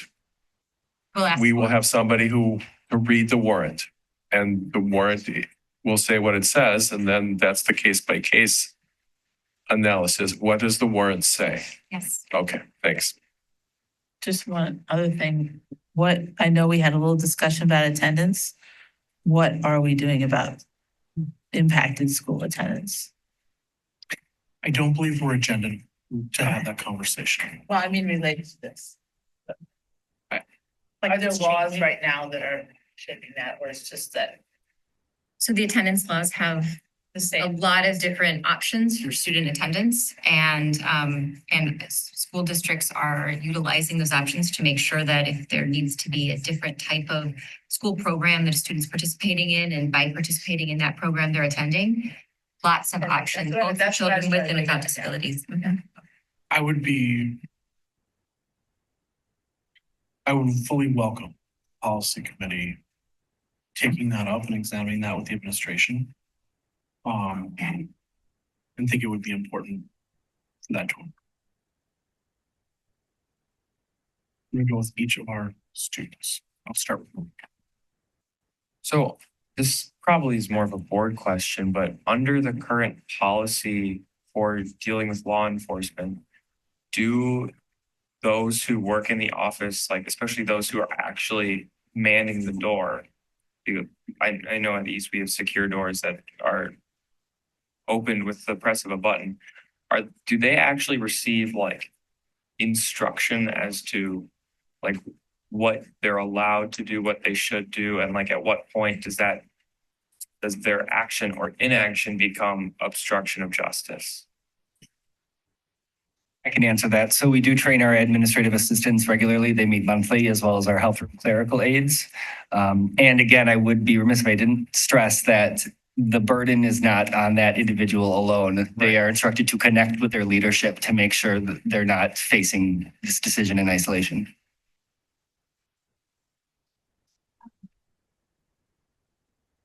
We are gonna move into the gender identity item on the agenda, which is the second of the two areas. I can't remember, do we start with an overview of what's happening with the last one, or did we jump right into questions? Let's have the overview. Let's do the overview again.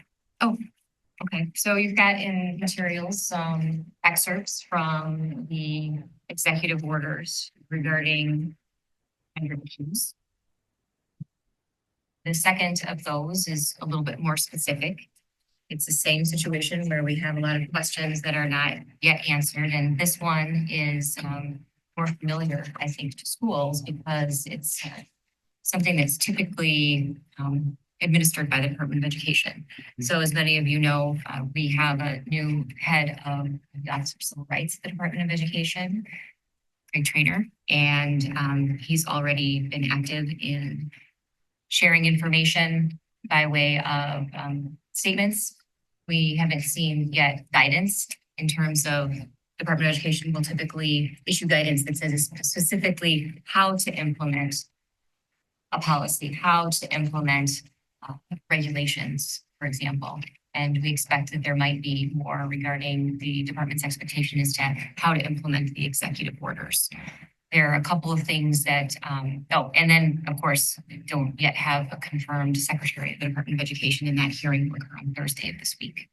So we do expect that after Thursday of this week, there might be some more information coming down the road in that regard. But as you can see from the excerpts, there's a great deal of information regarding the role of gender. We have specific directives as part of those executive orders to refer to sex instead of gender. there's a definition of social transition that directly relates to conversations and interactions with psychologists and guidance counselors in the school setting. So those are pieces to be aware of as well. And then information coming out of the Department of Education recently that was specific about, there was a memo.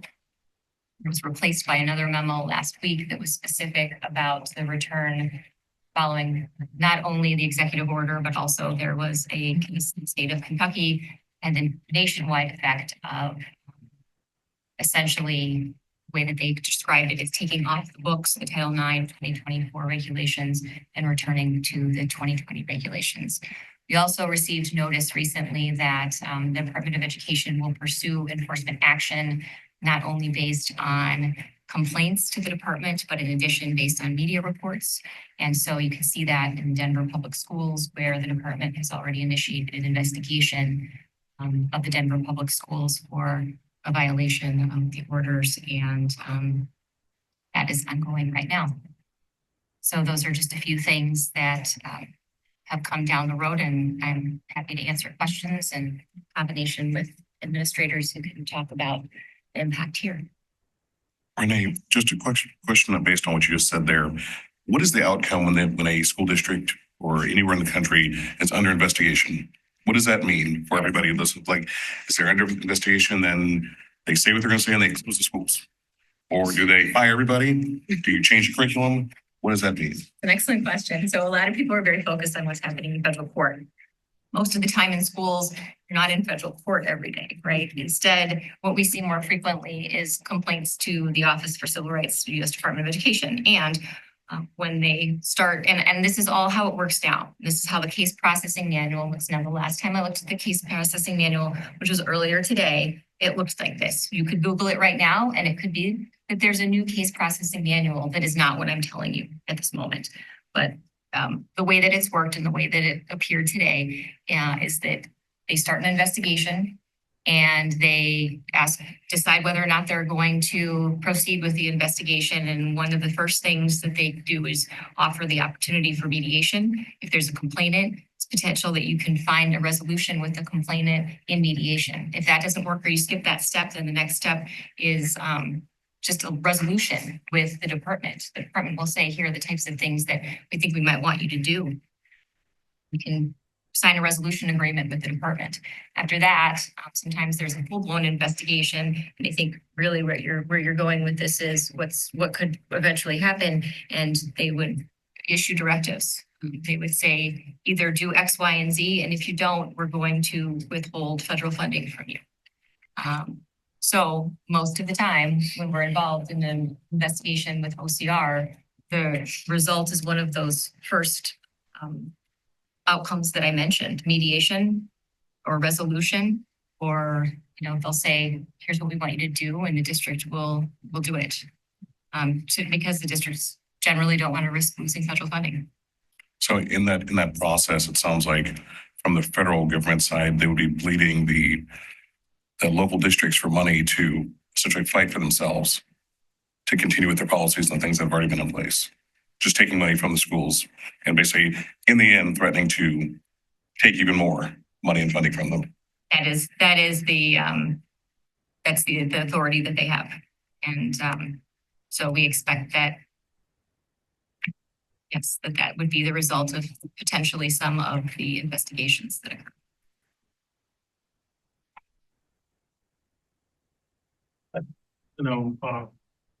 Dr. Jess Banger had said earlier about sometimes local legislature can supersede an executive order, or does Wisconsin have something in place where any of this would apply, or are we kind of looking at the whole executive order in our case and saying we have to deal with the whole thing, or are there parts that we can kind of put off to the side right now and deal with other parts of it, I guess. Does that make sense? Jason, just to clarify, federal law Right. would supersede executive order. Got you. Okay, I retract the question. I have a lot. No. This may be more of a question for Mr. Ecker, but let's say that Secretary McMahon comes into office and then just says, I mean, the Trump administration already released 7 executive orders pausing federal funding on a variety of things. And even though those were ruled unconstitutional, there's still parts of them are still being enforced. So if Secretary McMahon, under the direction of the Trump administration, were to just say, we're pausing all funding completely from the federal government, is there like a contingency plan? Is there like an emergency fund that we can draw on to supplement that?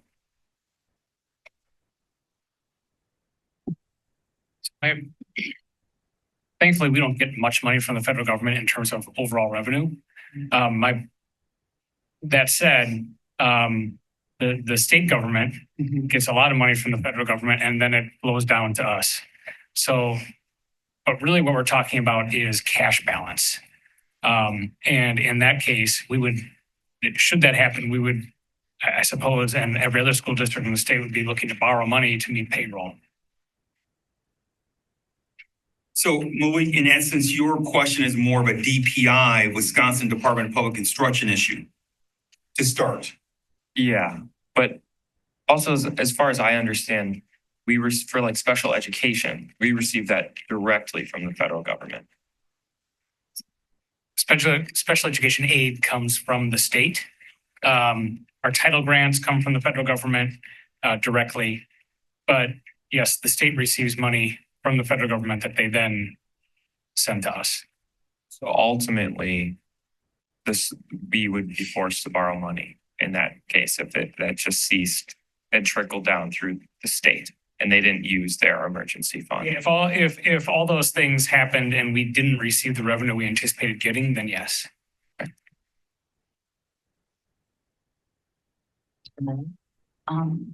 Well, I guess first of all, I am thankful that we've had communication come out from our district to our families and students, acknowledging that these executive orders can be negatively affecting their mental health, their feelings of safety. So I am thankful for the guidance and the messages of support that have come out from, I know Mr. Pinion, Ms. Holland and Dr. Means. So thank you for that. My question is, a lot of these executive orders, and this one specifically, are being challenged actively in court.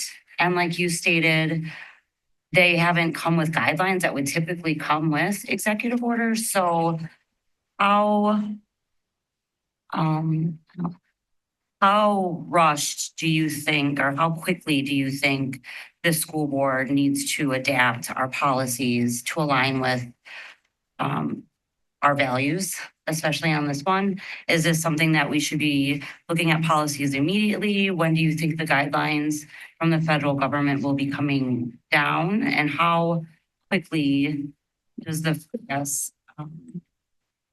enforcement of those guidelines start to take place? Those are great questions. Really And, good question. you know, typically, when I say typically there's guidelines, it's because there's typically a body of law and then there's guidelines that follow it, but it's not like it happens immediately, right? But we really don't know how quickly. Like I said, I think after the confirmation hearing on Thursday, there may be guidelines that follow from that and maybe not. That's really difficult to predict in terms of enforcement. It depends district to district on a couple of things. One, it depends on whether, like in Denver, there's media reports that would prompt the attention of the Office for Civil Rights. The other issue is that if there's a parent complaint, then that also could initiate a response. And so, you know, in some districts, there may not be any media reports and there might not be any parent complaints. And so the policies aren't immediately amended, then if there is no impact. In other districts, there may be more media attention or a complaint, and then policies would be under scrutiny more quickly. So it really is an individual determination that every school board is making. And some school board, and as you know, there's school boards making decisions from here to here. Some will engage in anticipatory compliance and make changes quickly. Others will say they're going to take a wait and see approach. And then others will hold out for quite some time, or even maybe decide that they're going to intentionally non-compliance. So in terms of a recommendation, the question that I have is, what's the goal of the board? And then once that's established, then we can help you to accomplish your goal. So.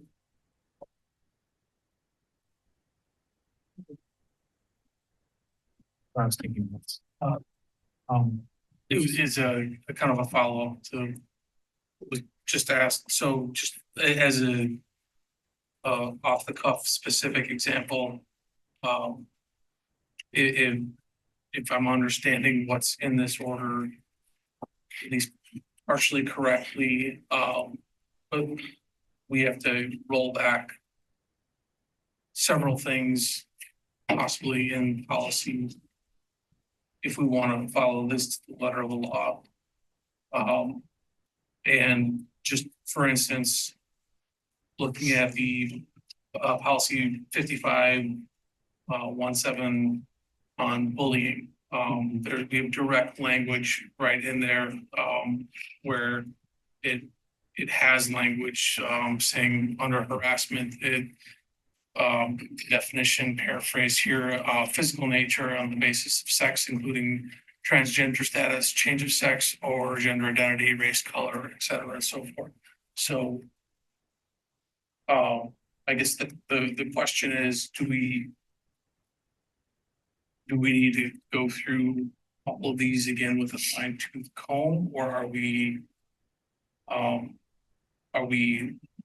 looking at, I guess I don't want to say the word taking a stand, but like as a board, we need to represent the values of the community, but also we have to follow the law. I'm lost on where to go. If somebody were to ask me, or if I saw that happening right now, today or tomorrow, if a teacher sees that, they need to follow the policy we have right now, or do they need to defer to what's listed here? What do we tell our staff? That's the decision the board or the administration, if it's delegated to the administration, would need to make. I think Ms. Rowland, to answer your question, said it well.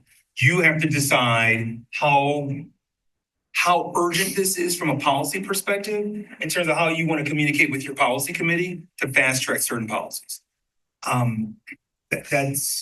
But we have an obligation to follow policy as it stands. Mr. Pinion's got a question. If I may, I'd like to add that just kind of give perspective, and it's really a difficult topic, I think, on a lot of levels for a lot of us. Our policies around harassment, bullying, discrimination are well developed as they are, right? They came from our North Star, from our values as a district. I lean into them almost every day. I think I would just offer into Renee's point, there may be a gut because I know our values as a community and as our board as a whole. I would just offer, and it's hard to say that to the point we're trying to make here, is how much you want to either intentionally non-comply or to fight something could be contraindicated if it creates a civil rights complaint that then is open to student records and is open to then target our children.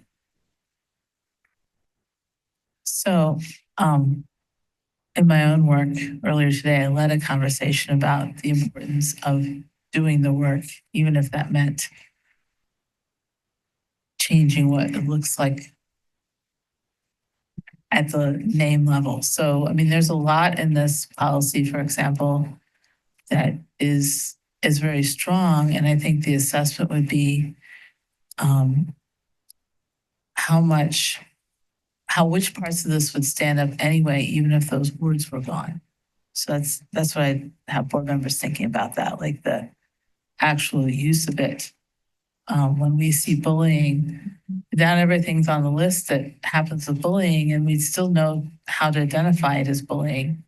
So that to me, that's where we'd be thinking about, and I appreciate. My mind fits very much there too. It's the work of protecting our children in school day to day that has to be key. And if that means that we have to remove some things in order to not have that focus, bring unwanted interest, then I think that's the feedback the policy committee is going to need to have from people. And that's not, I mean, there's at the same time to balance sort of in that process of taking terms out, there are people who are going to be hurt by that. And we have to really keep that in mind about how, if we did it, how we would do that. So I would agree very much with what you're saying and trying to build on what Liz said. Now, Dr. Means, you know the details much more than me, but there are a great deal of things that are in our policies that have to do with what DPI requires that we report to them. So if DPI, for example, requires, certain reporting to them on actions or safety situations with regards to people with disabilities, well, we have to record that, and it's going to be in our policies that you can't bully based on, disability status. Okay, so I would say let's look to DPI to guide us about what are DPI's reporting requirements, how are they going to change?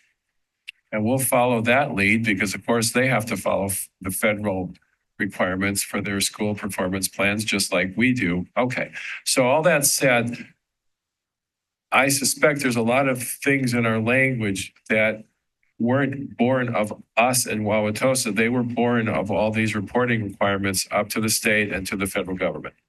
And as those things shake out, as there's all this planning going on, okay, fine. Then to me, a separate question is bullying. It is not, to my thinking, it's just my opinion, not indoctrination to say we don't allow bullying with regards to a lot of different stuff, because bullying is like an aggression. So if, we could say, I don't allow bullying for wearing, blue, black check shirts, and we could put that in there.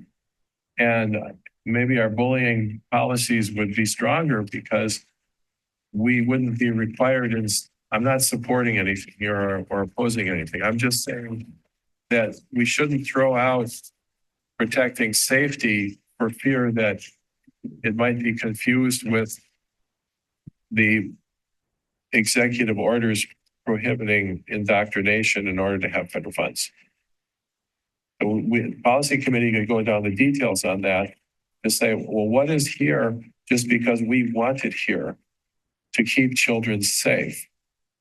Not because we're trying to promote any idea, but because the only condition we really care about is safety in this conversation. Children bullied on these. Yes, but bullying for any reason, whether it's sex or gender or, color of your shirt or anything like that, I would think we can continue to have such policies. The definition of bullying from a state law perspective is not based on any protected category.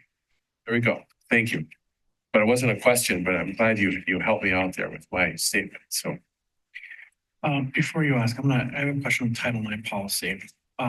We approved two policies. We approved the 2020 policy that was in place for maybe 15 minutes. And then we had the 2024 policy that was in place for about 45 minutes. Have we now reverted back to the 2020 policy, or do we need a policy committee to act on that in order, like that one seems particularly timely?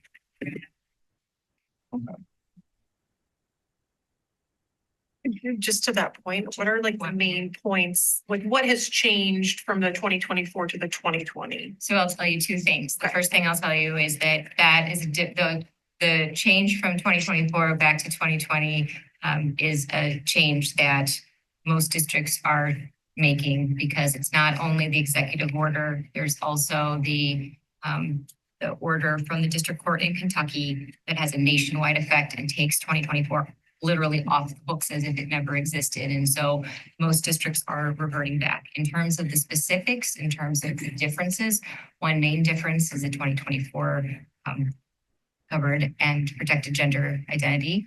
In 2020 didn't. In terms of the other differences, I will 100% and always defer to Emily Trzynski of our office, who is our Title IX expert. And if you have specific questions or would like for her to highlight that, then we're happy to get that information to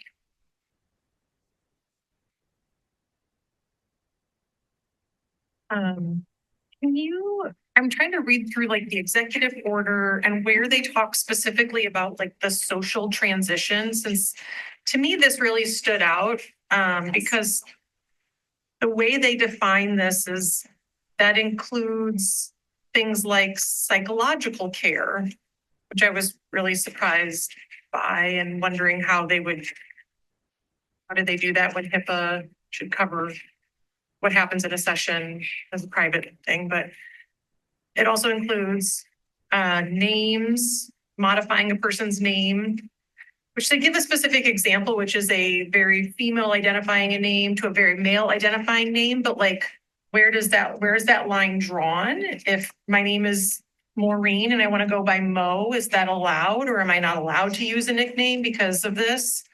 And then pronouns or calling somebody non-binary was also another thing that is included in this definition of social transition. So can you explain like what does that specifically mean in like in the school setting, and what does that look like?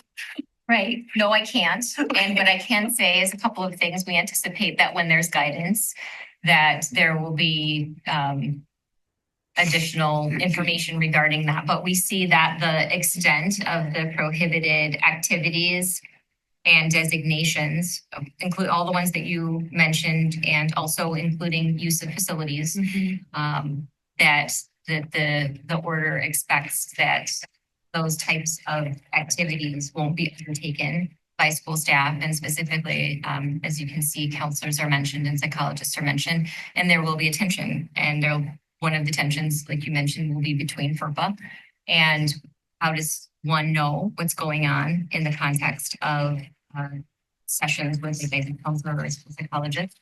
And say from a practical perspective that when OCR conducts an investigation, they interview people and they ask questions and they have access to information about what's happening. So that's one piece that we'll see how that plays out. The other question that people oftentimes ask is about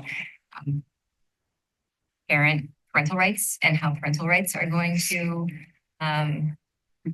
be reconciled with those directives. And so that's more questions than they are answers.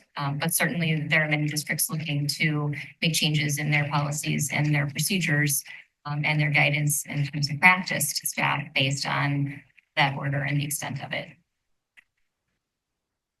Okay. It's just I think to Jason's point earlier, it's so complicated because like, how do we guide? I mean, I guess we have our policy in place now, although I don't know that we have any policy that specifies anything around like chosen pronouns or your chosen preferred name or whatever. I don't know that we have anything like that in place. So I assume it's based on what our families and children ask for. Yeah, I mean, we have our standard anti-discrimination, harassment policies, bullying policy that spells that out, not to the nuance you're talking about, but we also have a lot of training within student services that has been ongoing over the last 2.5 years about gender support plans or student support plans, how you operate through them, what reach you do or don't have, how you communicate. A lot of that is very personal and very specific to individual students, where they're at, their comfort, all of that. So there's been a lot of training centered within student services, as they're really an integral part of helping students through that. I mean, does it make sense for us, again, while all of this is up in the air, there's no clear guidance. There's going to be lawsuits that are being filed and have already been filed with all of these different executive orders. Does it make sense to just status quo? It's one of Do the what we're options. doing. The whole And continuum wait, of what options. happens? Right, so there are just, like I said, there's districts saying we're gonna anticipatory compliance, we're gonna change things right now. We're gonna try to get in line. Ones that take that approach, the wait and see approach, and then other boards that decide that they're going to intentionally not comply. So there's that whole continuum, and it really depends on each community. Well, and it's always so interesting, like in a normal course of action, we would adjust policies when we have the chance to adjust policies where maybe a wait and see norm. But this moment feels so heightened. So I'm gonna go with Malik and Mr. Morrison now. On the same topic of the executive order under the name ending racial or radical indoctrination in K-12 schooling, this may be more of a Dr. Marble question, but as curriculum goes through our curriculum review process, and as far as I'm aware, there may be some social studies curriculum that will go through that process within the next 4 years. Are there any steps that as an administrative team you have to take to confine yourselves or to conform with this policy and preventing, in the administration's words, radical anti-American ideologies, and making innocent children compelled to adopt identities as either victims or oppressors solely based on their skin color or other immutable characteristics? Like, does that have any influence on your actual adoption of curriculum? Not exactly. We have a pretty robust process that we go through that has a wide variety of, it's a wide vetting process. And there is a cultural component into it, making sure that we are representing the school community that we serve. So. Malik, we'll teach history. We'll teach history the way that it unfolded. And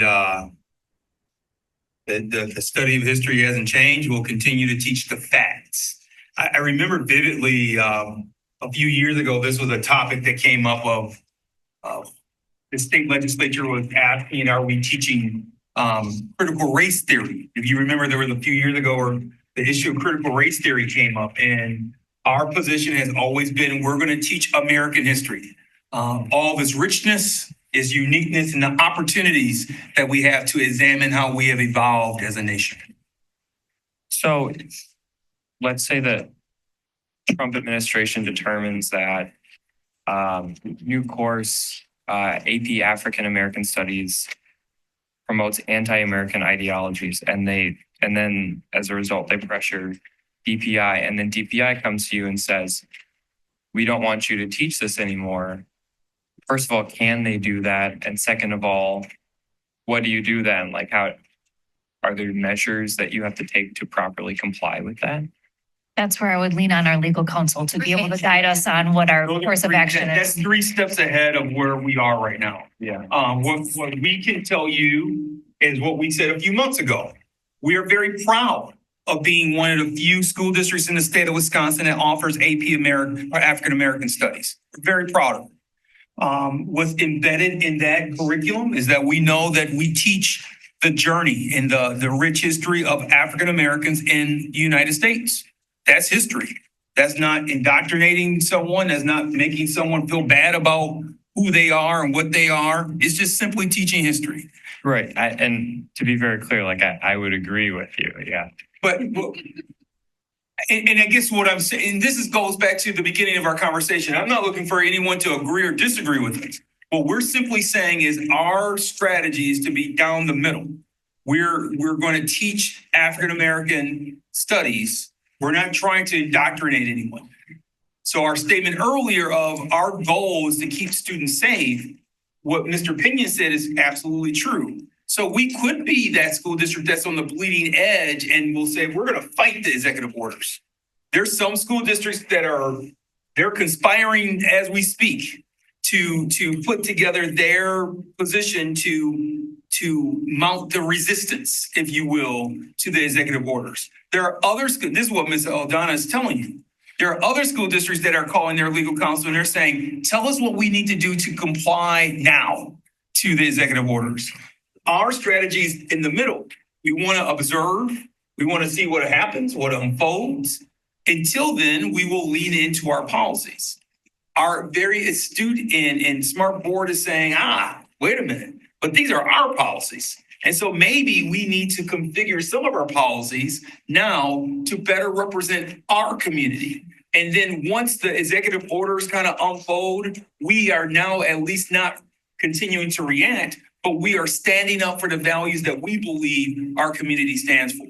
That's why we wanted that is the exact reason why we wanted to have this conversation tonight as a starter to what we consider to be something that will be ongoing discussion for the next 4 years. So I think what I just heard from you, Dr. Means, is that I'm looking at specifically the term patriotic education. I have no idea what that means. Nor do I. I believe I do. I believe patriotic education is APSE. Well, isn't there a state exam that was Yes. mandated a few years ago? Yeah, that's patriotic education. But there is language in this executive order that quote unquote defines what it is, and it doesn't make any real sense. So I think I'm just reiterating, I think what I heard was we're gonna teach history and we're gonna teach our curriculum and we're gonna try to stay in the middle until definitive legal guidance is there to tell us one way or another. And that we're not the district that's saying we need to comply immediately right now. We're also not the district that is gonna say put up our dukes and take on the fight, But Well, there's going to be a rulemaking process. And some of this stuff says in the directives that agencies under executive authority will now commence a rulemaking process. Well, we stand ready to see what the rules are. I think that what I've heard tonight is the only one where that isn't the case is with the Title IX policy. Is that the Title IX policy for the moment, while not settled, is we need to align our policy back to the 2020. And that should happen probably at the next policy committee meeting to come back to the board. Is that accurate? Yes, many layers in terms of the Kentucky case and the executive order and the Department of Education's directive. All of those pieces coming together to make that one an action item. The one thing, Mr. Watt, here I would articulate is that the district, that what wasn't stated in your thing is the district is also pushing very hard to teach history better with stronger student outcomes and more student growth.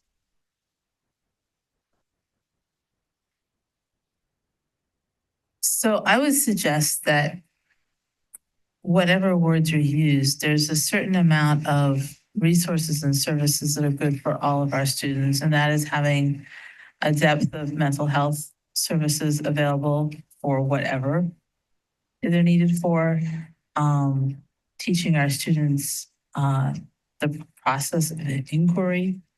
These are the things we should be doing, and all of them have, depending on how we do them, have the potential to build resilience within our schools and among our school children, and where we can make sure that our resources are directed towards the need that's identified to build that resilience and provide, what I guess I'm saying is what's good for one, potentially having it there could be good for all of our students. So thinking about not necessarily the categorical, but rather what kind of school district do we want to be for all of our students and making sure our resources are landing in those spaces. And as of course, we also have to be adjusting to the policies as they shift. But that doesn't mean that we stop doing what we do well, which is educating our students to have a patriotic, open mind, and to treat each other with respect and dignity. I mean, I think we can just really lean into those strengths that we have as a district, and try to, listen to our community of how we're doing on that and what else we need to shift in order to make sure that's happening in all of our schools. Dr. Worley, as a former US history teacher, I used to always say that there was diversity of thought when John Adams and Thomas Jefferson debated what should be in our Constitution. That was the height of showing tolerance towards one another and being diverse. I think those are principles of our nation that we're grounded in. However, we will teach the history as it has unfolded. I think our main point that we wanted to express to you this evening is you in the community, you're getting pulled in a lot of different directions as the governing board.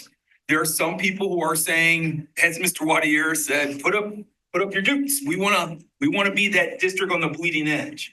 There are some other districts that are saying, no, we want to comply immediately.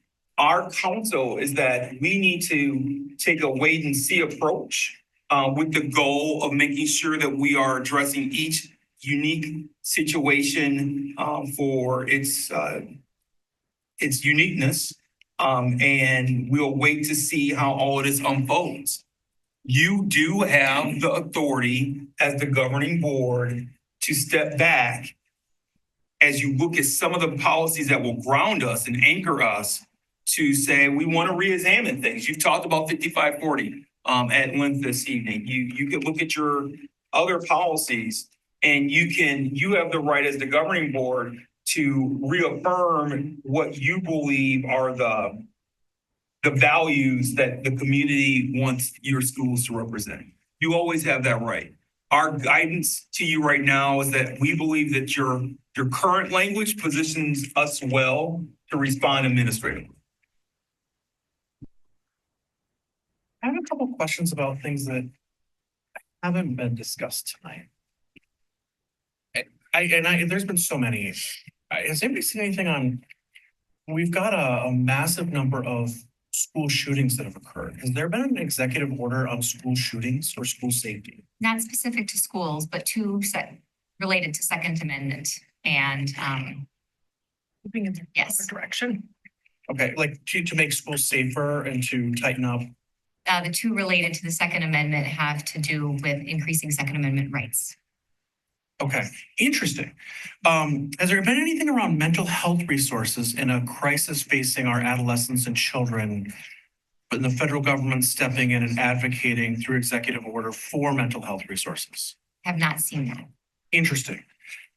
We have a crisis of learning in our country. And I remember after Sputnik went into space first, I believe it was Eisenhower.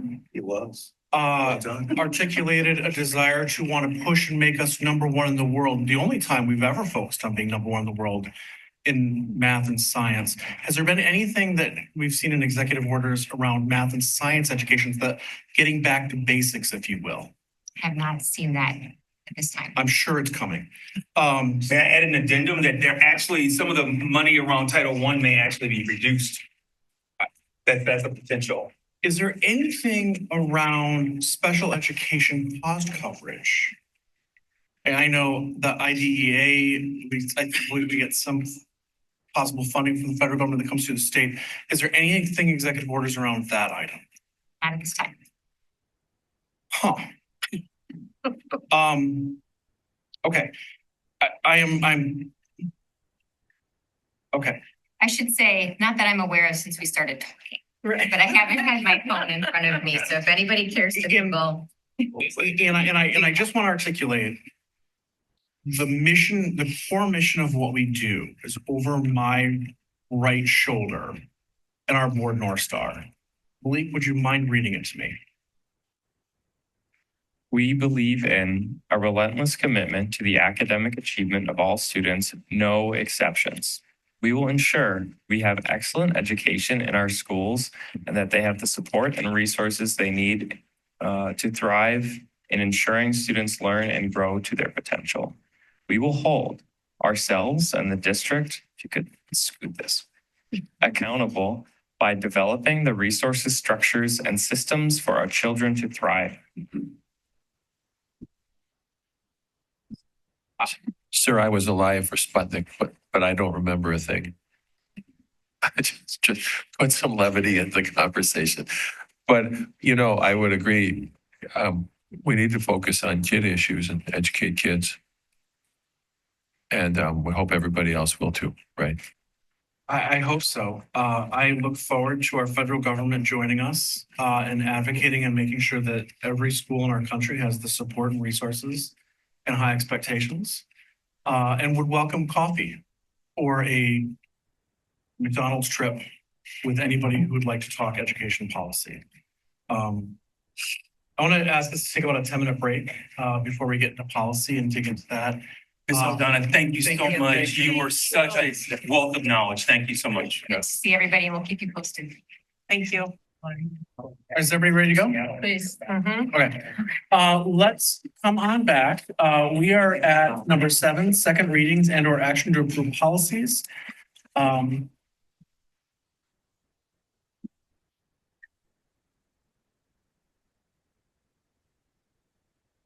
We have one action. It's policy 5463, credits from non-public schools. And Dr. Hoyt, this one is you. It is recommended that the school board approve policy 5463, credits from non-public schools, and I so move. May I have a second? Second. Thank you, Mr. Morris. Colleagues in the policy committee, can you walk us through?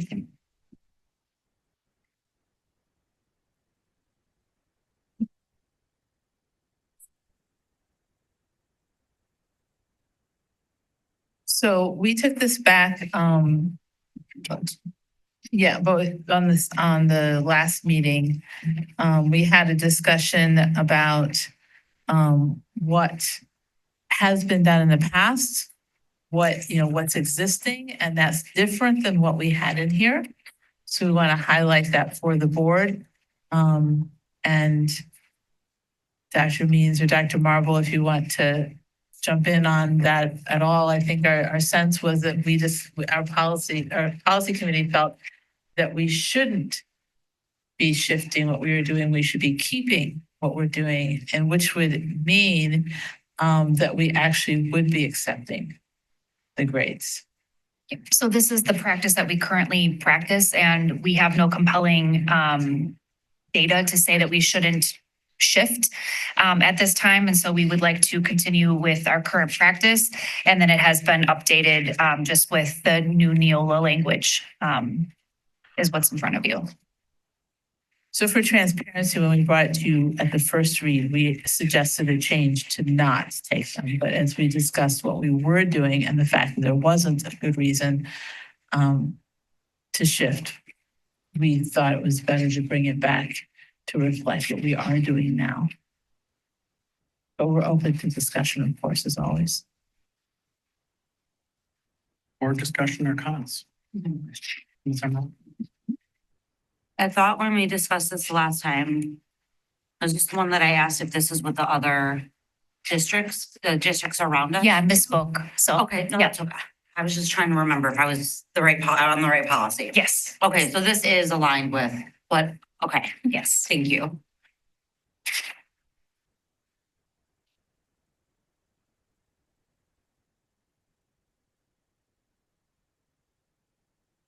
Seeing none.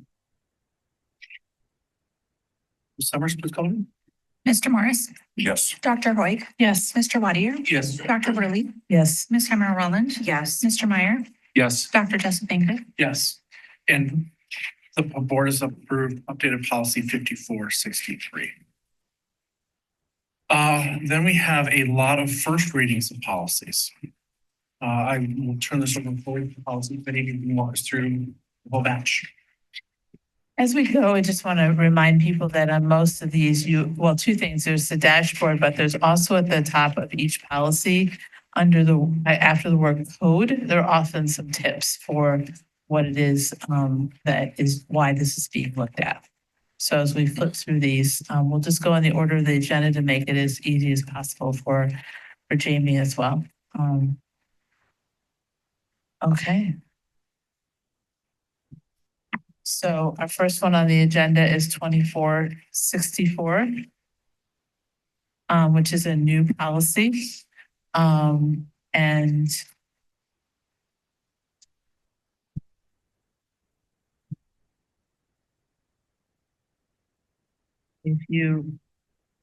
you're not going to see any green on it because we don't have this. But we've been being asked to have a better statement of our advanced learning instruction, which many people will use the term gifted and talented. We've only left that in there in order to help people who are searching through policies for something along those lines to be able to find it. That's why it's in the quotes. I will just add, if I may, yeah, this puts us into greater compliance with the changes that have been made statutorily as well. So it's all updated language that is in compliance with state statute. So we've not previously had a policy like this or for exceptional learners. No, we have. It is just extremely outdated. And so this one is the full remodel. Full remodel, yeah. Brought us up to date what Neil has said the guidance was to get us in alignment with what DPI's actual practices. Dr. Means and Dr. Marble, to what degree is our current practice aligned or not aligned with this policy? Aligned. Standing. The one thing I really want to call out is I really like, and we talked about this with the audits on advanced learning. Oh, I don't know if that was 3 years ago or a year and a half ago. But the 5 domains, the general intellectual, specific academic, leadership, creativity, and visual and performing arts. I'm really glad to see that the broad view of this. This is an area that we've been challenged as a district to rise to the occasion on. I know we're doing work on it. So thank you. And I'm glad this policy is the course tonight. Fully supportive. I have a question. Dr. Marble, can you give a brief overview on the current state of gifted and talented in our district? To kind of piggyback off of Aaron. Is that That's not? beyond what we're. Okay. And it would take. But it's a good question want for another. we want to agenda for something in the future, but I think it's beyond the scope tonight. I think it'd be helpful to agenda that at some point. If I may offer a friendly idea to put on the table, we'll have that in our March update. Oh, perfect. Thank you. You stole my thunder when I was going to ask you later. But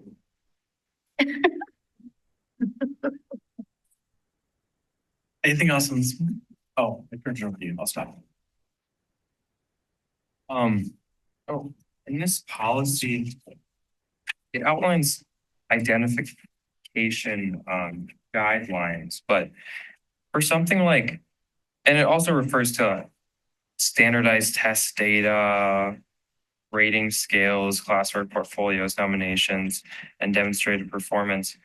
For something like visual and performing arts that we don't often see directly in the classroom, how, especially at an elementary level, how would you identify that in the first place?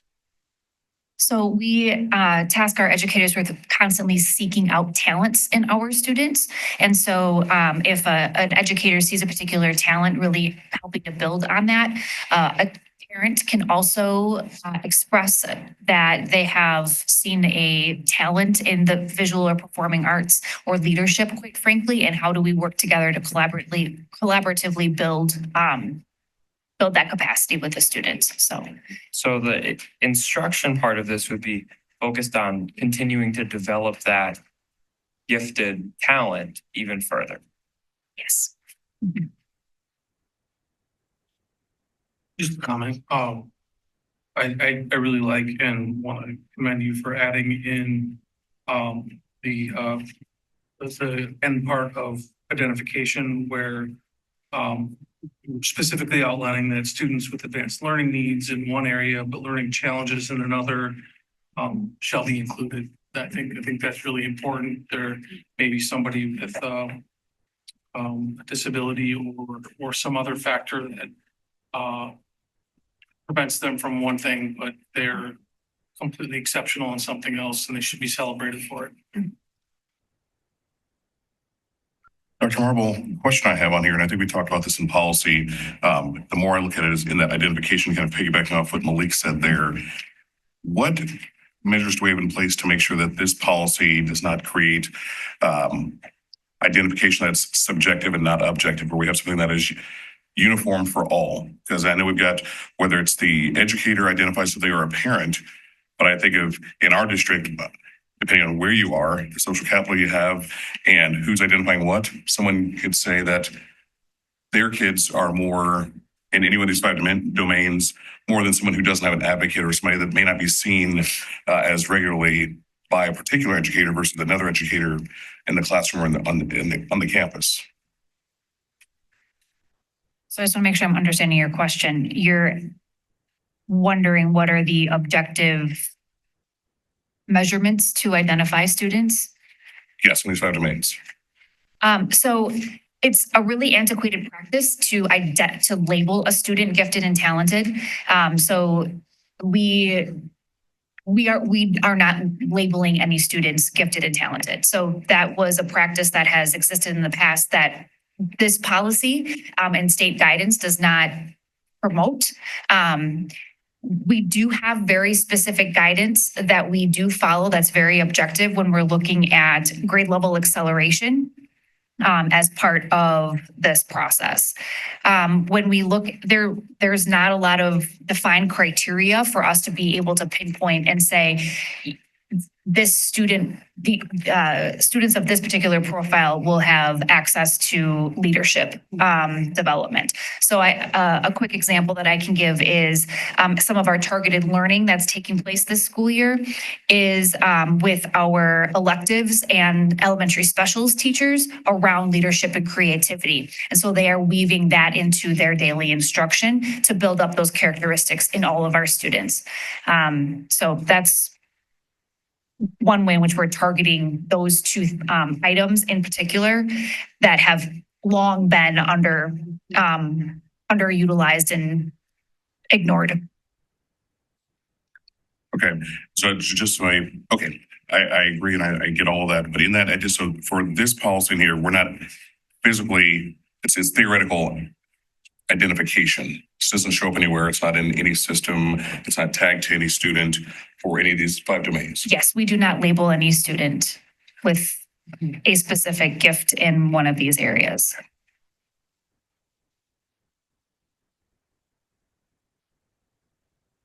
Can we move forward? Wait, question. Oh, and I've turned it over to you, so you. Okay. I'm supporting everything I heard. I just want to add, not everything can be identified objectively. And I'm sure you know, right? We all agree. I had a friend in 6th grade and I was glad he was my friend because he was the best fighter in the school. So I was bullied and nobody picked on me because Peter was my friend. And his artistic skills were just magical. And I don't think there was any way, you're saying the arts and, there's some people that just have something. And it was very clear he had something no one else in the room had.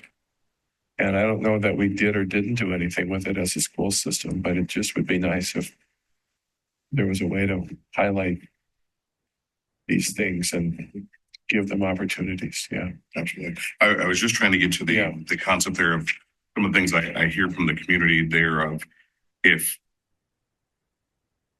all are special or all are gifted or all are talented in any of these 5 domains at any given time across a classroom, across a school, then are any gifted and talented at all? Is that just a reflection of the curriculum and the academics that are there? And so I was just making clarity for both myself and the community there to make sure that we are highlighting those things to your point there, Mike. Yeah, and of course, I'm not promoting fighting. I raised the fighting skills as the point. This was a kid who was a tough kid who I don't know that there were objective measures based on, he was a good and decent person, but he was tough. And traditionally you know, he's not going to score on any of those objective things. And there's a lot of reason maybe for somebody not to, you know, help him out. But he certainly was, you know, a person who you'd want to help if you had the capacity to. It Thanks. sounds like he might have also had some leadership qualities there. He was that as well. People were safe on the playground with him. The methods weren't sanctioned by administration though. He may or may not have been a bully, and that policy may have. No, he wasn't actually. Ultimately, he ended up working for the school district, to tell you the truth. Dr. Means, it's a great story. We love these stories about you. Oh no, this was from the Sputnik days. This was all before Dr. Means was around. I think too, though, what this is trying to obviously say, or trying to say is just that if you only have a singular program called Gifted and Talented, then there are a lot of gifts and talents that are very strong in individual students that might be missed. And this is rather trying to look for those ways to highlight what is the best way to get to a particular student and their passions, and pull those out and challenge them to push harder in the areas. Yeah, go ahead, Malik. I want to, as the chair of the meeting. Yeah, we have to time limit ourselves. Note that we have 50 policies to move through. Yeah. Approximately. So I share with that so that everyone can think to themselves when it's 11:30 and they're eager to go home. We only did this to ourselves. So if you have a story that really needs to be told, tell it. Otherwise, no. Go ahead, Malik, please. So obviously, like with the nature of selecting out, I guess this is clearly a more inclusive policy than the more antiquated previous gifted and talented. But obviously, with the nature of it, there is a serious concern for bias intruding into that and an inequitable application of this. Is there is there a desire to further create a structure to implement this, especially equitably across schools at the same level? I would say that this is more equitable than anything we've ever had in place before. And it is picking up more and more students from that have diverse backgrounds, and more students that are twice exceptional, where they have a learning disability in one area but are gifted in other places. Also, by not having barriers to our AP classes is also beneficial to students that are looking to stretch themselves. So if a student wants to take AP Art Studio, they take the prerequisites and they can take that class. There's no testing into that, so to speak. Right. I guess more specifically, what is preventing, let's say Madison is they really don't want to use their resources. They don't even have the resources to accommodate a leadership gifted child. Whereas Roosevelt is just, everyone's gifted and talented there. How do you uniformly implement this? I guess I'm struggling how it's not uniformly implemented. Because our educators are charged with differentiating their instruction when they see student needs or where they see student talent. It's the preparation of the educators and all in the building. That's, really. So this isn't a school administration level thing for the implementation. Primarily, This is the policy. right. And then they develop the guidelines. The school administrators develop the guidelines.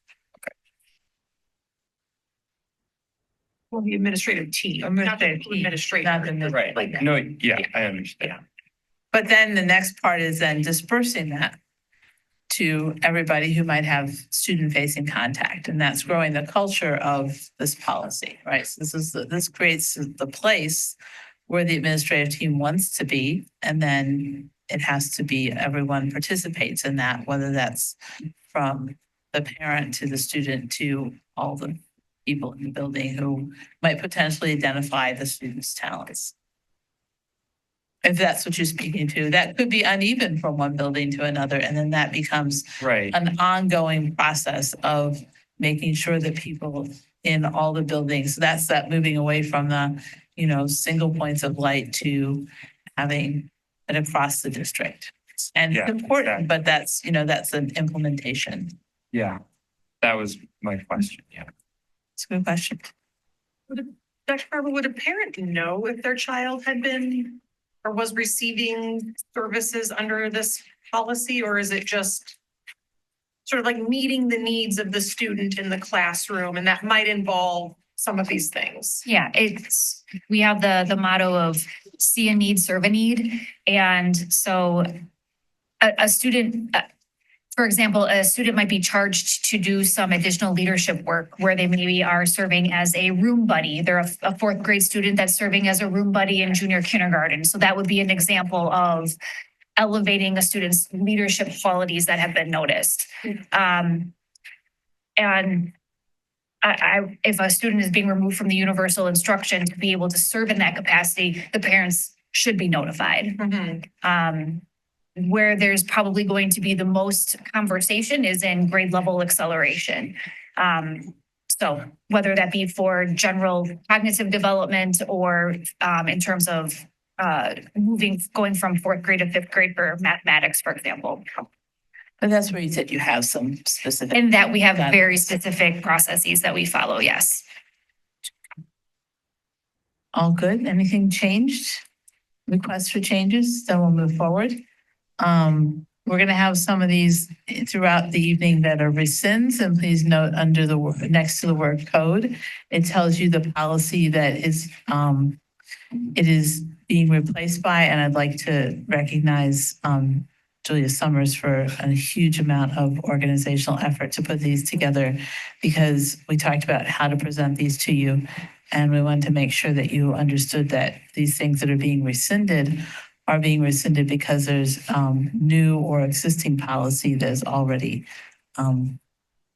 doing a better job of reflecting who we are as a district.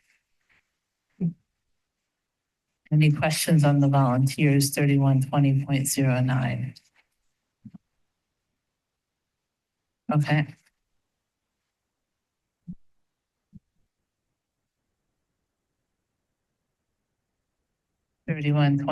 Wisconsin Quality Educator Initiative. Again, this one's replaced by 3125.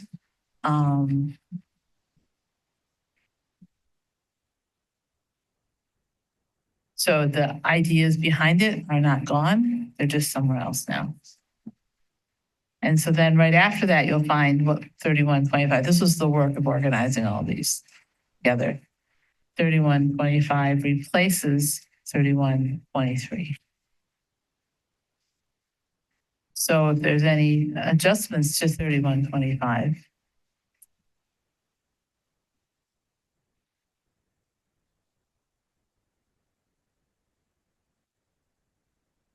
Questions, comments? Hearing none. We'll move on to 3141, which is to be rescinded and to be replaced by 3340.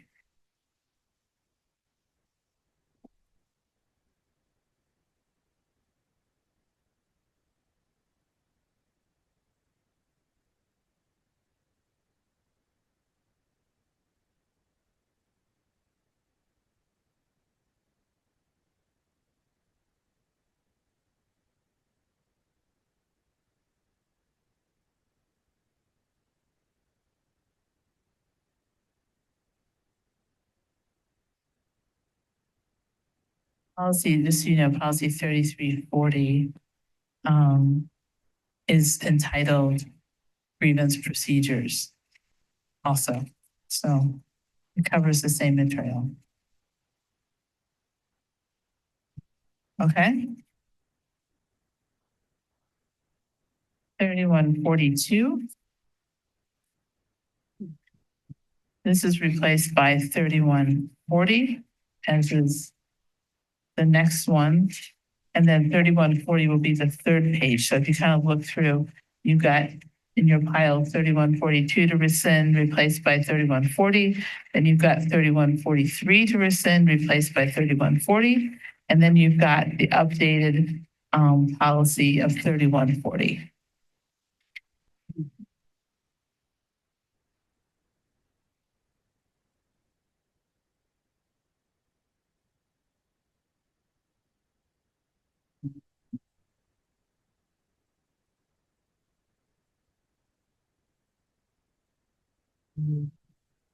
There are questions?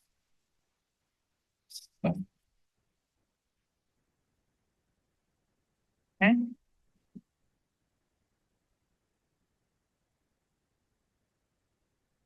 Thirty-one seventy rescind is followed by the next page of its replacement, which is 3122.01.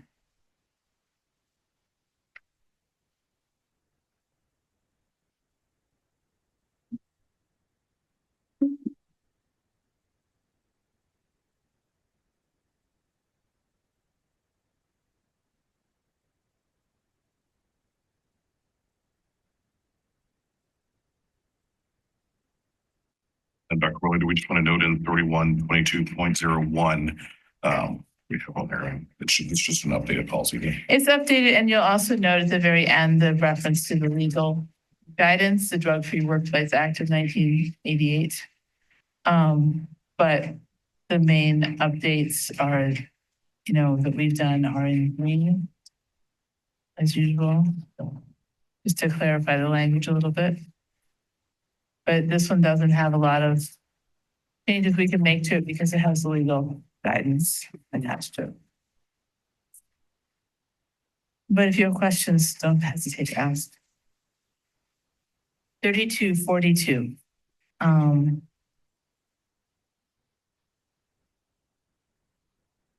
Is registered as outdated.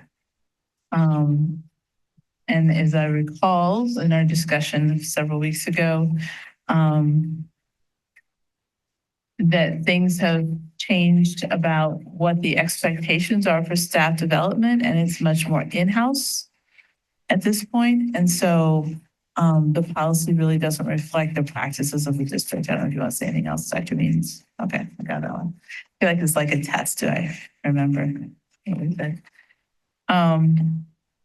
3243 is similar situation. We're not actually giving well, this defines the professional meeting, but it doesn't actually show the practice of what we're doing in the district at this point. And one of the points was raised up. There's not really a reimbursement process at this point.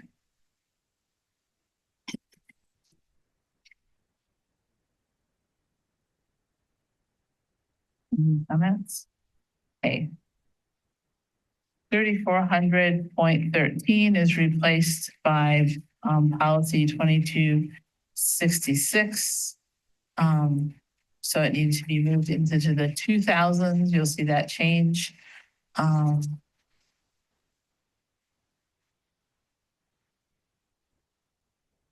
And we passed that one a little while ago. That one was entitled Non-Discrimination on the Basis of Sex. And then we already talked about tonight how Title IX work is going to come back to you. But this one isn't impacted by that because this is the rescinding of what we put into place as our policy. So this is just taking out something that needed to be numbered in the 22s, not in the 3000s. Right, so it's shifting it to where it needs to be. The existing policy, we already passed. And then obviously if there are any updates that we're required to do, we'll be doing that as well.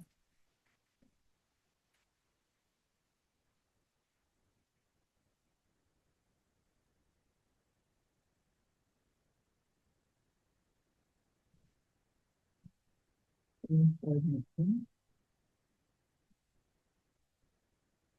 looking through so fast, I'm not even keeping up. 3410, okay. 3410.01. This is not how we do compensation anymore with part-time staff. We have a different policy on that, so this is being rescinded because we no longer need this one.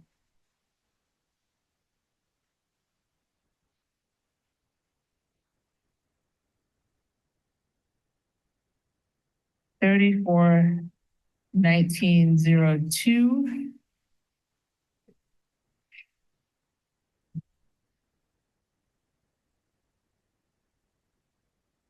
This one's coming because HR has determined that this one is outdated and that we have other policy about our health plans that is actually reflects what we do. So they've been doing a little bit of cleaning house, so they're asking to rescind this one.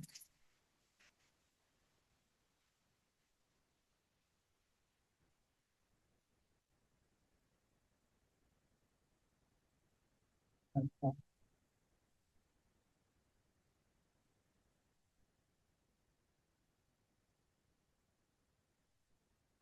3420.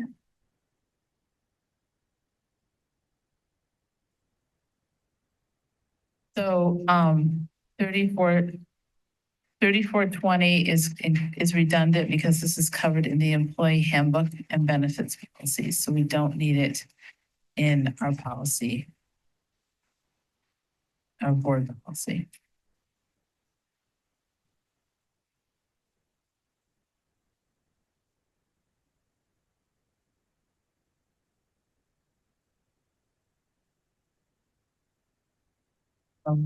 Okay, still 3422.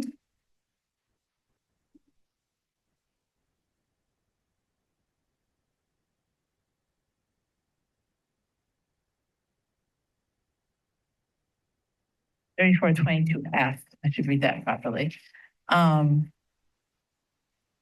We do not use this classification any longer. So we're pulling that, asking to pull that policy.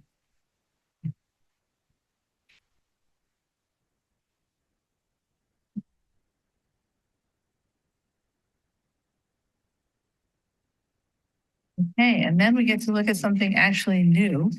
3112. Board staff communications.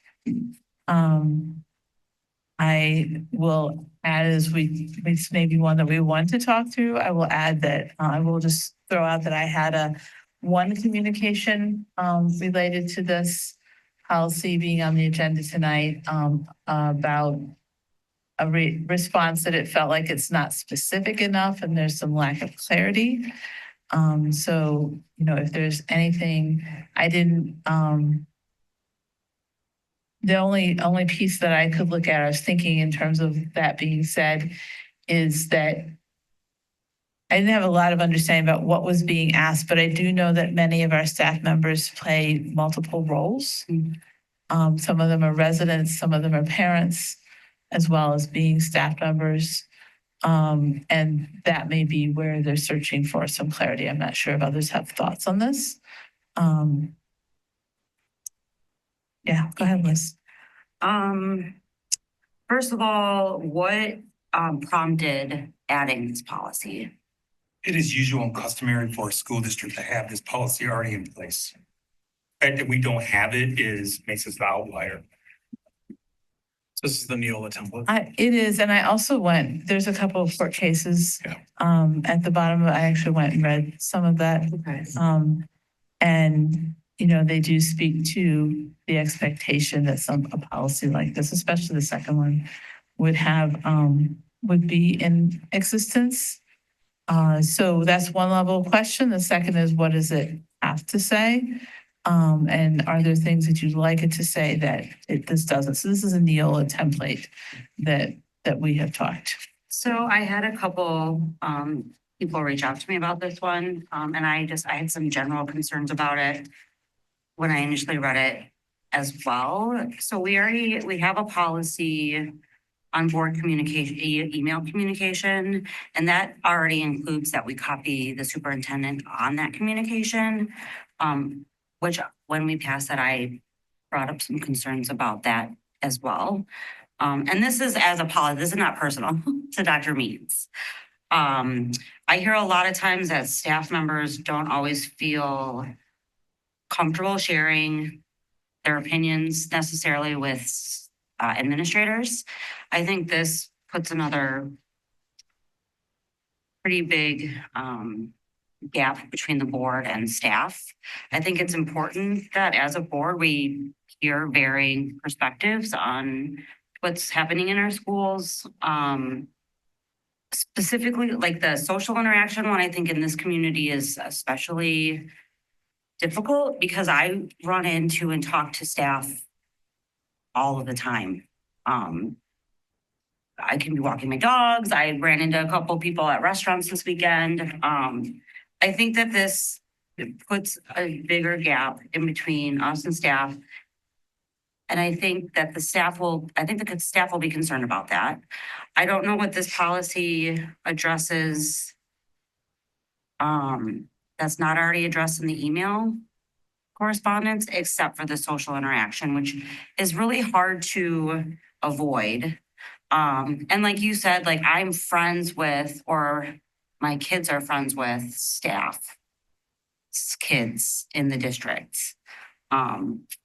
I did go through, like, I looked at like 6 districts policies today, and like, I'd say half of them don't have anything about this, and other half either had the email or this one, this exact wording. So I guess I don't understand the necessity of this policy. And I can maybe explain a little bit more because it comes under the policy of staff. And so it's an HR policy. And I think what Neola would tell you, because there's a template from Neola, is that there's confusion in a school system when staff members go directly to the governing board and don't work with their, let's say for example, their building principal. Frankly, we're dealing with some of that issue right now. And so when there's a lack of clarity on how the organization functions and what the proper pathway to deal with issues is outlined, it goes beyond the email policy. It goes into a spirit of what is the role of the board engaging with staff as it pertains to working through challenges they may have as an employee. Because as the board, I'm your sole employee. The staff members may come to you, but to reconcile their issues, they have to work with their building administrator, or in some cases, Ms. Zelazowski. If that isn't happening and there's a pathway where staff are able to communicate with the board, it does create even more confusion in terms of how we're supposed to deal with issues. That's the spirit of the policy. And I guess I would say if a staff person came to me with a specific complaint about their leader, there's nothing I can do about that, like you just said. So what I would do would be to either tell them to talk to Ms. Zelazowski or talk to their building principal and escalate it from there. I think that's like the professional response as a board member. I don't think that taking away the option for a staff person to talk to a board member solves the chain of command issue. I absolutely agree with you. I think this policy is a grave mistake because, I mean, I'm 21 years. I don't want some prohibition that keeps people from talking to me. And they could be residents, like we're elected by Well, them. So I don't understand. And It's only you know, related to their job though. I don't know where I don't know where I don't want to talk over anyone. I don't think this policy is preventing a staff member to communicate with the board. It is just simply stating that if you're, especially, let's just take the concept of a staff member who's also a community member. if they're raising issues around their job, that's not preventing you from talking to them. I think it actually says this procedure is not intended to deny any staff member the right to raise matters of concern regarding the district operations to the board through established procedures when no resolution is reached by administration. So in other words, it's saying, and maybe we need to cross-reference it. It's not saying that policy 9130 is not available to them. It's just simply stating that if there's a concern, and Liz, you made the statement that you would tell them to go to their building principal or to go to Ms. Zelazowski. But that's you. There may be some staff members or some board members, if this policy is not in place, that may send a chill over the district to then contact the principal themselves to say, hey, wait a minute. I spoke to staff member X, and staff member X said that there's a problem going on at school Y. What's going on there? If without this policy in place, that could happen.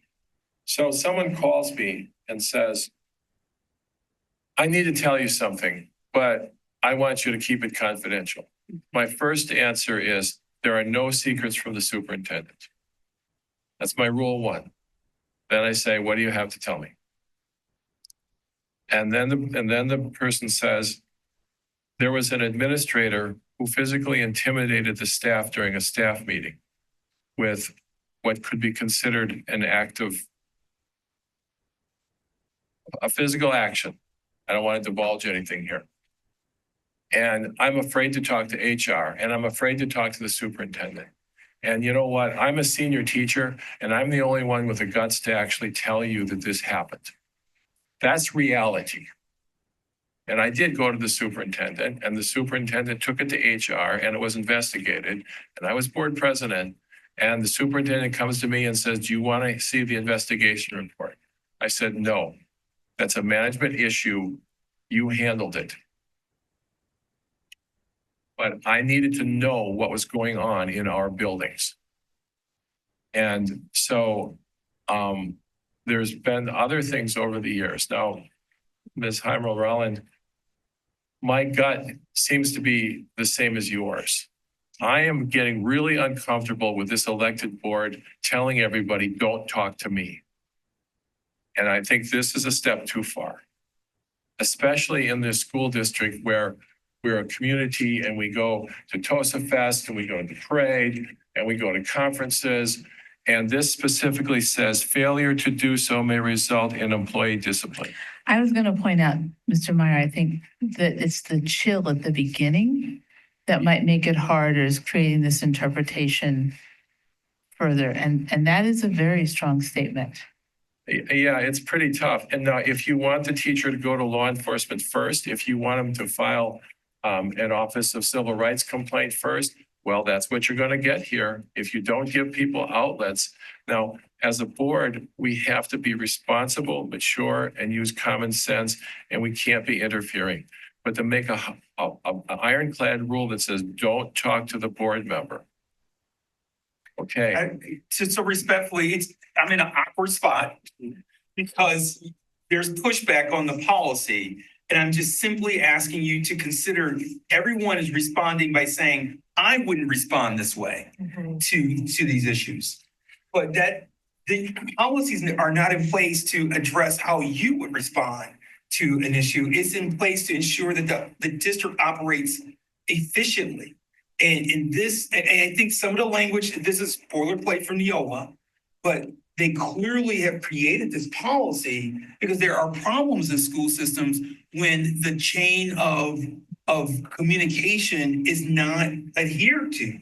And so for all of the benefits that you've identified for our community being a close-knit community, it holds challenges. When you talk about the chill of the board or staff members being able to talk to board members, there is also a chill if this policy is not in place for administration. I'll end on this note, and we're seeing it. We're living it right now in our school system, right now. And so when there are pathways where staff members can go directly to the board and express their grievances. And it's not about having to come to us because we want to hear it first.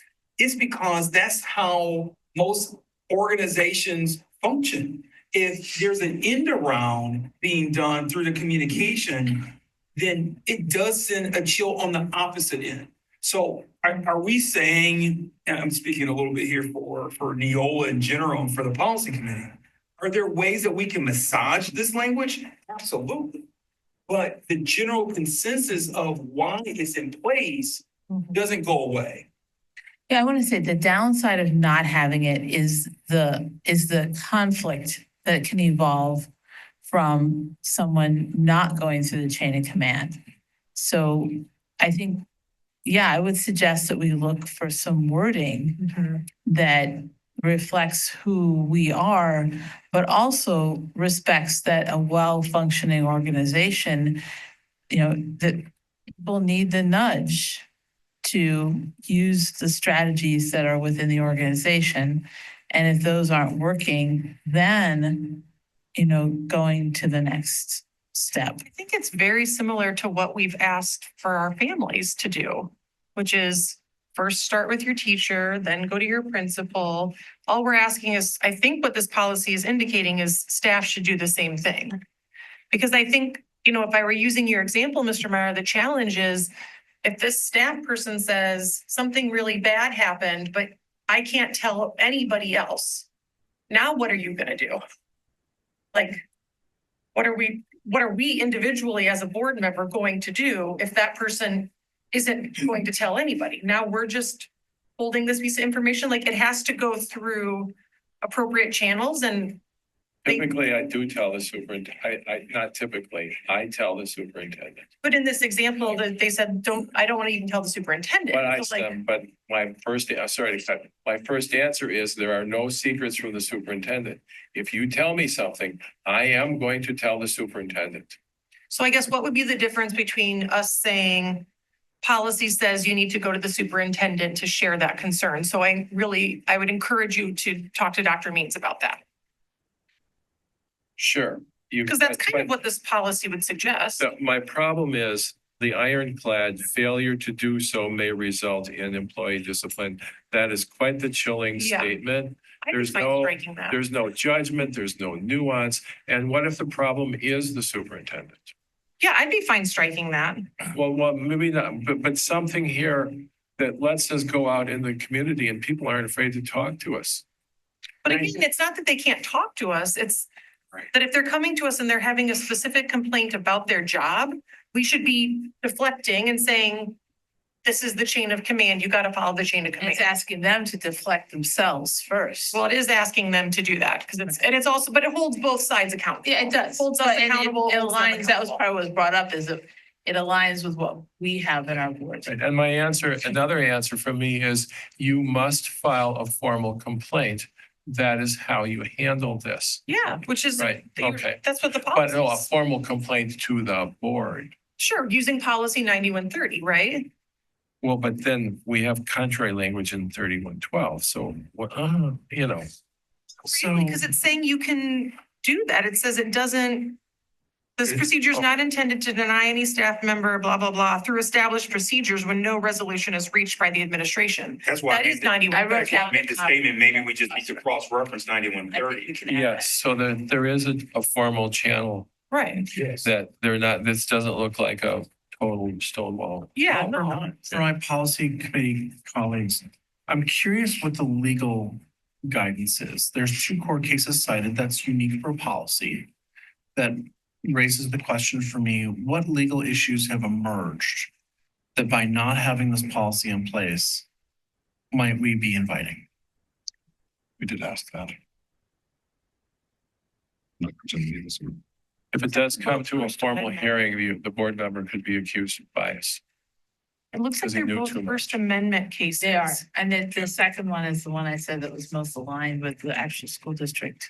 Yeah, the other one was like a criminal law case, but the second one. The is second one specific. talks about that school district staff can have opinions and like speak to, but but within the policies as set up by the school district.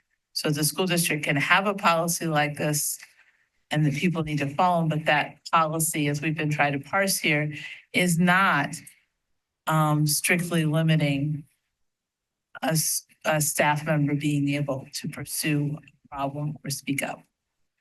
So I think it's finding those words. Jason? So, I think I like how Mr. Meyer put it. I don't like that failure to do so may result in employee discipline. I think that's too hard out of the gates.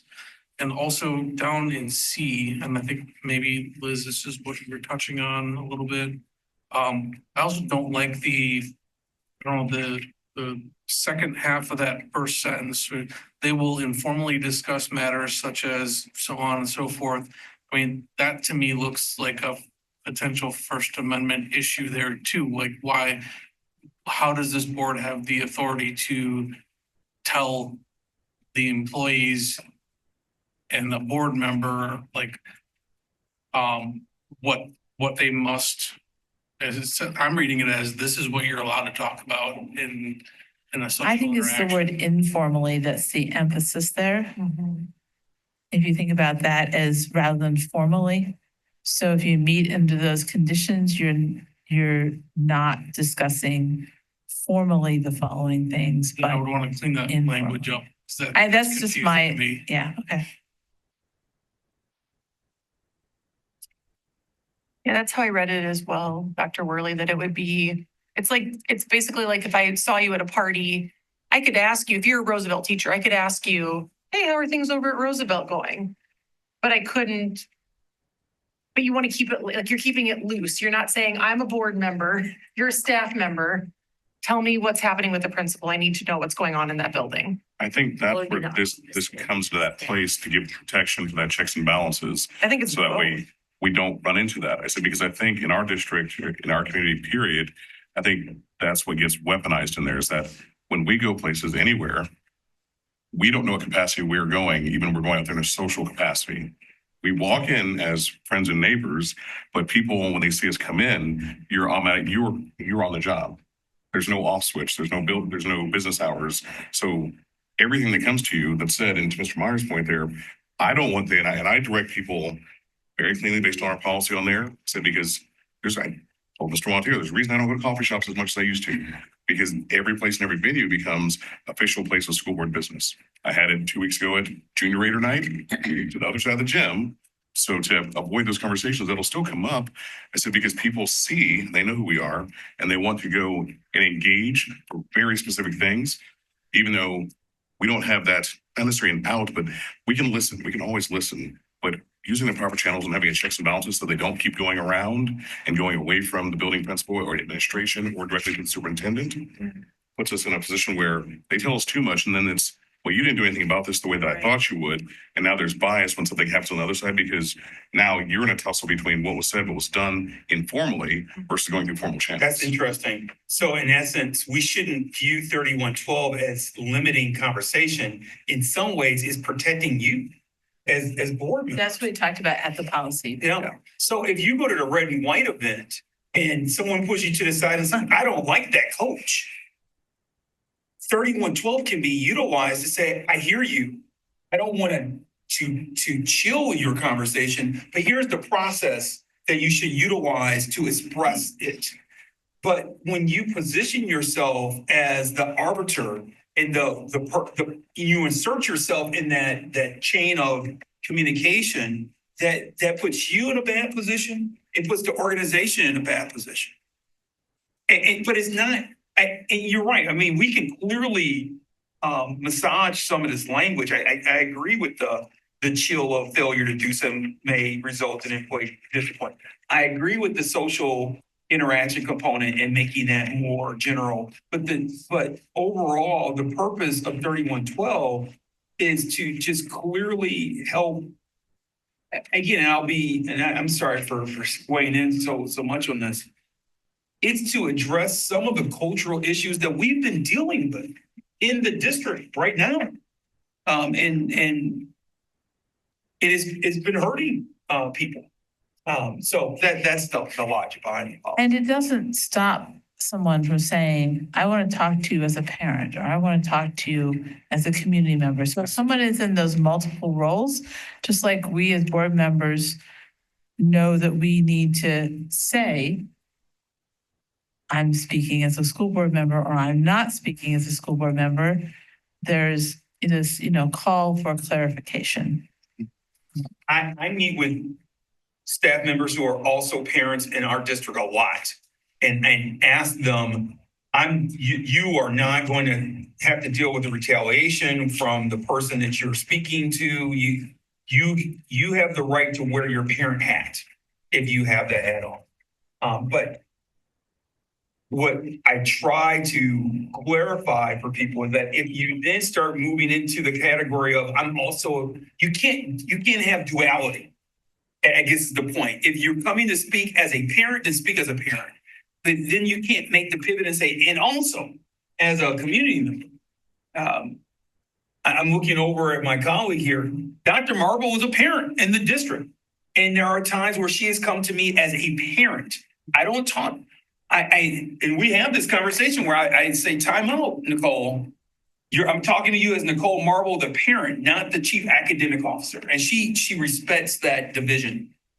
We just need everyone to do that. So I appreciate this. It just, I'll conclude by saying, I think I'm seeing some of the hurt in our culture in terms of not having some level of clarity around how we communicate with one another. It's not to put a chill on anyone. That is clearly not the case. And if some of the language needs to be massaged, we should do it. But there's also a level of ambiguity and confusion with communication that it would be helpful if we can clarify. Thank you. We've taken some notes. We will bring it back. Do we want to pause? I know that we've got a 10 o'clock deadline. Do we want to stop where we are right now? Okay. Bring the rest of these back on the next board agenda? I can't stay late. Okay. So you could. And we've got a Yeah. executive section as well. Yeah. Might I Fine. make that suggestion, recognizing the. Yeah. Just on that note, one of the things that Dr. Means has said a few times, and I would throw this out to you and leave this also up to you, Eric, to think about. We have a lot of extra meetings, which is why I've kind of resisted it, but we could look a little bit later in the spring at like just the policy meeting. Yeah. I know. I think you would enjoy the process a little bit more. It was just one meeting that you knew was focused on policy, and we could just really hone in on. The challenge we're focused on is that there's already policies that we've done last year that we now need to redo again. And we're not even through the whole group yet. So we need to get all the way through, get caught up to like 2020, 2023. And then from there, it should drop off a little bit. And the challenge to Dr. Worley's point is, and you have so many extra meetings that you already have on the agenda. It's another challenge for sure. Thank you for your I will look at probably somewhere second half of April for that meeting.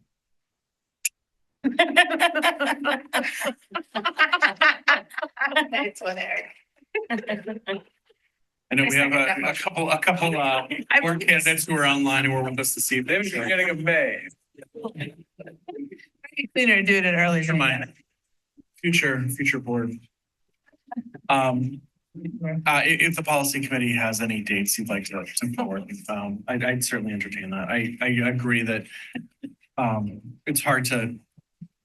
Many of these policies are minor changes, and some are meatier and deserve our thoughtful review.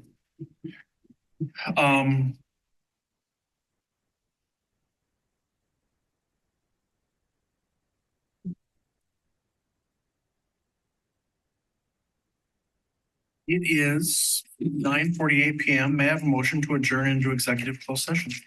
It is recommended that the school board adjourn into closed session pursuant to Wisconsin statute 19.85, parens 1, parens C, considering employment, promotion, compensation, or performance evaluation data of any public employee over which the governmental body has jurisdiction or exercises responsibility, specifically to review the superintendent's completed evaluation, and I so move. May I have a second? Second. Thank you. Ms. Summers, please call the roll.